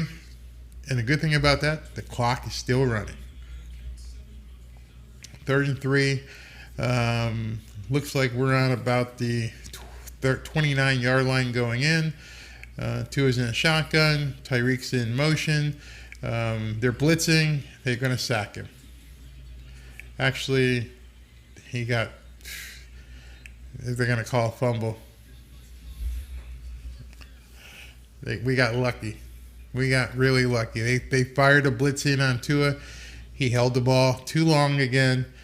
He got sacked, and he tried to throw the lucky thing. His knee hit. Otherwise, that was going to be a fumble. But this isn't good. Our offensive line is a sieve at this point. They can't block anybody.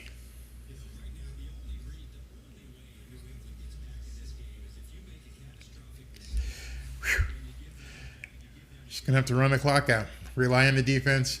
I mean, we're going to have the same story every week. We did it through preseason. I was at the Eagles preseason game. We're going to see the same shit over and over again. Our offensive line is shit. The offensive line is shit. The offensive line is shit. It causes Tua to sit back there and hold the ball too long and get sacked. This is really getting old. As a coach, you got to do something here, man. Bring in free agent after free agent after free agent. Find somebody who's willing to block. Wow, this is unbelievable. And this is what I said earlier in the year. Who could we get for Gesicki, and what O-line left on the market? I have to believe you're going to have to trade. You're going to have to give somebody up. You know, I mean, we're stacked on offense. We're going to have to give up on these playmakers. We need to. This is incredibly stupid. All of us sitting at home can see this and go, there's a problem here, and we need to fix this badly, or else we're never going to be competitive. And you're right, Alex. A win is a win, and take it and run home, but it's sort of like not addressing the problem. The Patriots have sucked up pretty bad today. They've stunk up the joint, but we haven't done all that much better, and that's because of the offensive line. That's it. Hey, Michelle, they're going to end up letting that kid get hurt again, and then make it Tua's fault. Yep, he's going to get hurt again. Two reasons why the offensive line, and the other one is he's not protecting himself. Get rid of the damn ball. So the Dolphins just punted, and it was down to the 3 or 4 yard line where they tried to do a fair catch and then fake it out and let it bounce into the end zone. But Keon Crossan caught it, and we've got them trapped in the deep in their own end. So we've got 6 minutes left. It's looking really good. It's for the win. It's looking really good. Let's see here. All right, the Pats need a miracle. Yeah, it ain't happening. I mean, Dolphins would have to basically give them the game at this point. Let's see what else we have here. Man, New England got a long way to go. Yep, they're going to have to go 90 yards on this drive. Remember, they already did a 95-yard drive, so they can do it, but they don't have that much time left. Yeah, let's see what else we got here. Yeah, he's just trying to make a play. It's in his blood, but unless he wants his blood splattered on the field, he better stop doing that. He's getting paid too much money, and he's going to be in the market for a whole lot more money if he learns how to get rid of that damn ball. Look at Aaron Rodgers. Look at Tom Brady. Look at the GOAT. They do not take hits. They live for the next down. That's what Tua has to do. He has to understand, hey, I don't try to make something happen. It's not there. Done. We're not going to do it.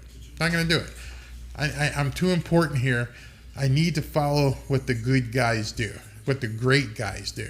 And taking a hit isn't what Rodgers and Brady do. Let's see here. How can we scheme to help mask the O-line weakness? I think that's what McDaniel is trying to do with these quick passes. Quick passes to Chase Edmonds, quick pass to Raheem Mostert, who we haven't seen much, a quick pass to Mike Gesicki, who we haven't seen much. So I don't know if he's trying to see what is working versus what isn't working, but they do have a lot of work to do. But it's going to have to start with somehow, I don't know, maybe you have to go with some double tight situations and help with the blocking. And maybe the guys can get open, but you can't do this way.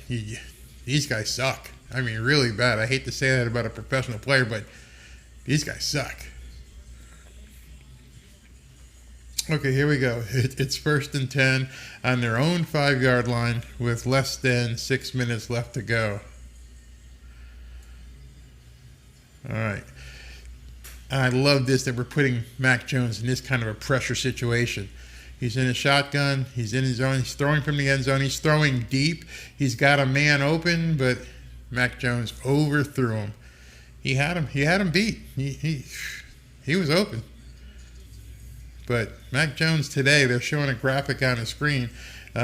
He hasn't done well at all. It's kind of stunk up the joint. I mean, a lot.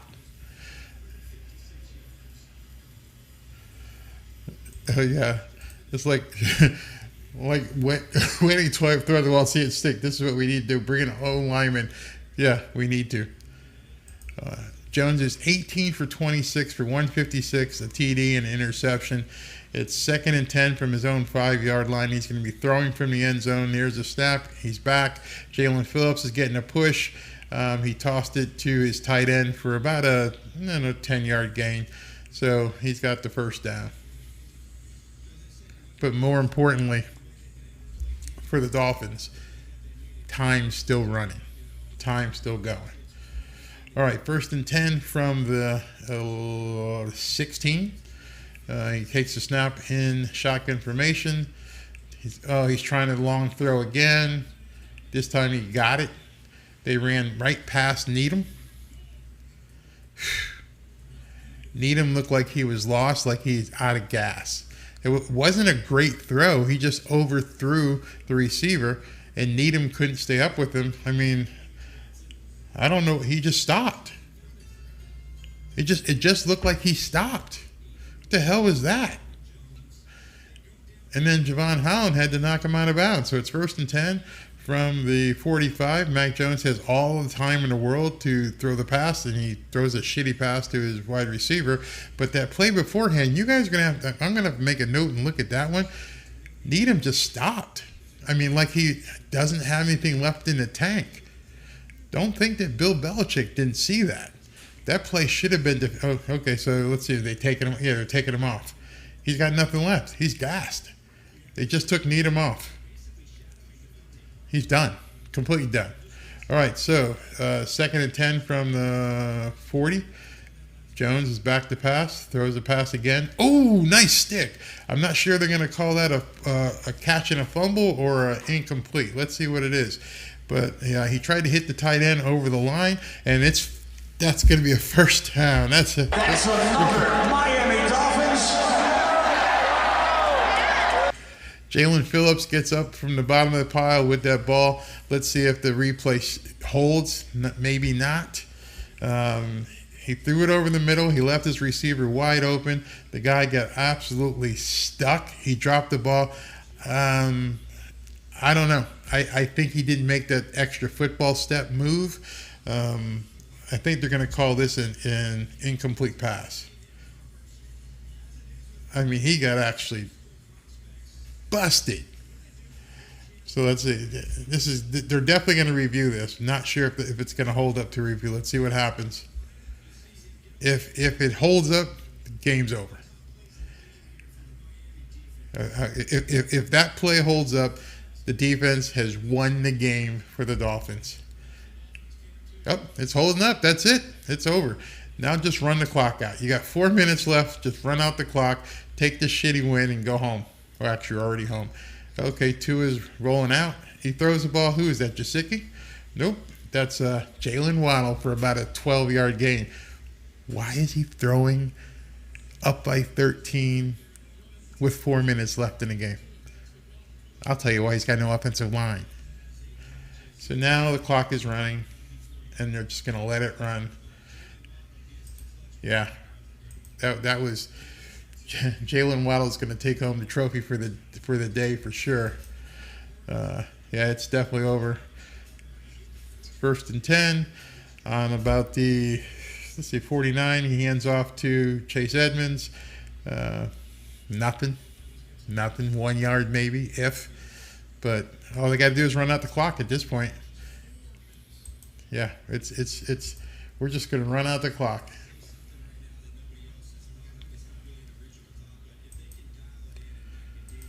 Yeah, I agree with you here, Jason. Don't let it run. Put that shit in the end zone again. Let's go. He might as well at this point. There's no way that, with what we've seen thus far, there's no way that the Patriots are going to mount an attack and come back to win. Try some plays here. I mean, Tyreek Hill, 8 receptions for 94 yards. Not a bad day. Okay, it's 2nd and 9 from about the 40. Oh, that's going to be a flag, I thought. Nope. And Tua is back there again. He did it again. All right. Everybody who watches my videos knows I love Tua Tagovailoa. Someone needs to take him, show him Brady game films and say, this is what you do when you're a top level quarterback. Make that first read, maybe make that second read, have that clock ticking in your head knowing that you don't have that much time. Then reduce that time because your offensive line sucks, and then get rid of the ball. Don't try to make an extra play. It's not going to happen. You should know enough by now that you got 1 read, you got 2 read, you got 1 or 2 seconds left, toss it into the stands. Hand it to a cheerleader. Don't do what you're doing. This is insane. This is absolutely insane.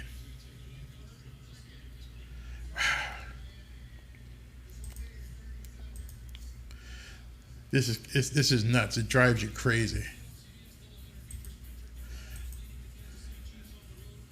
Defense. Hey, Barry, what wins championships? Defense. You're absolutely right. And the defense showed it today. And if it weren't for a bad call, it would be a complete shutout.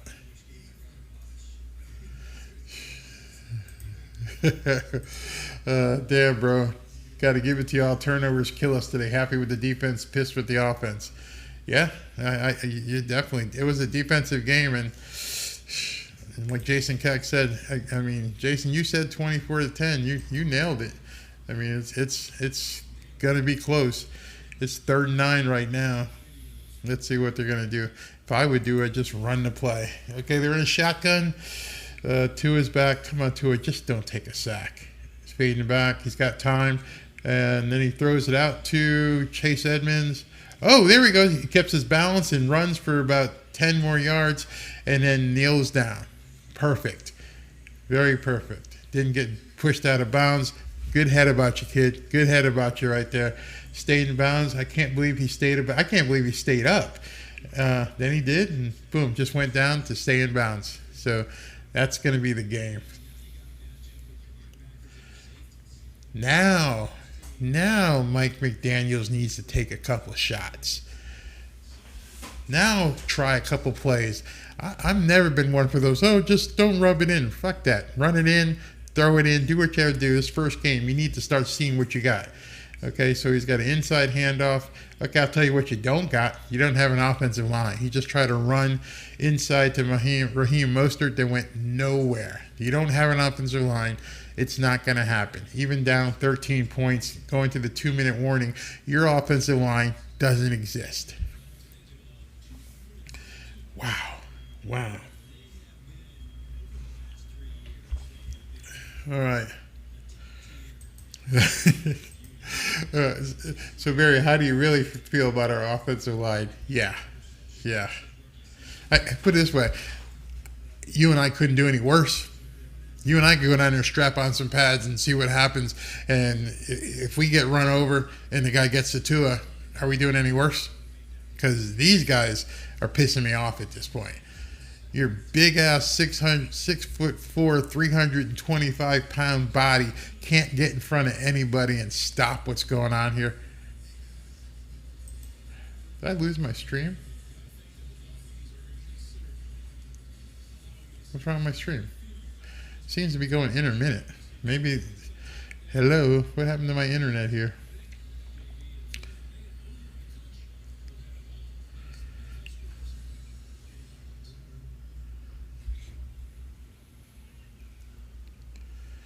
All right, 2nd and 10. I don't know if I'm still live.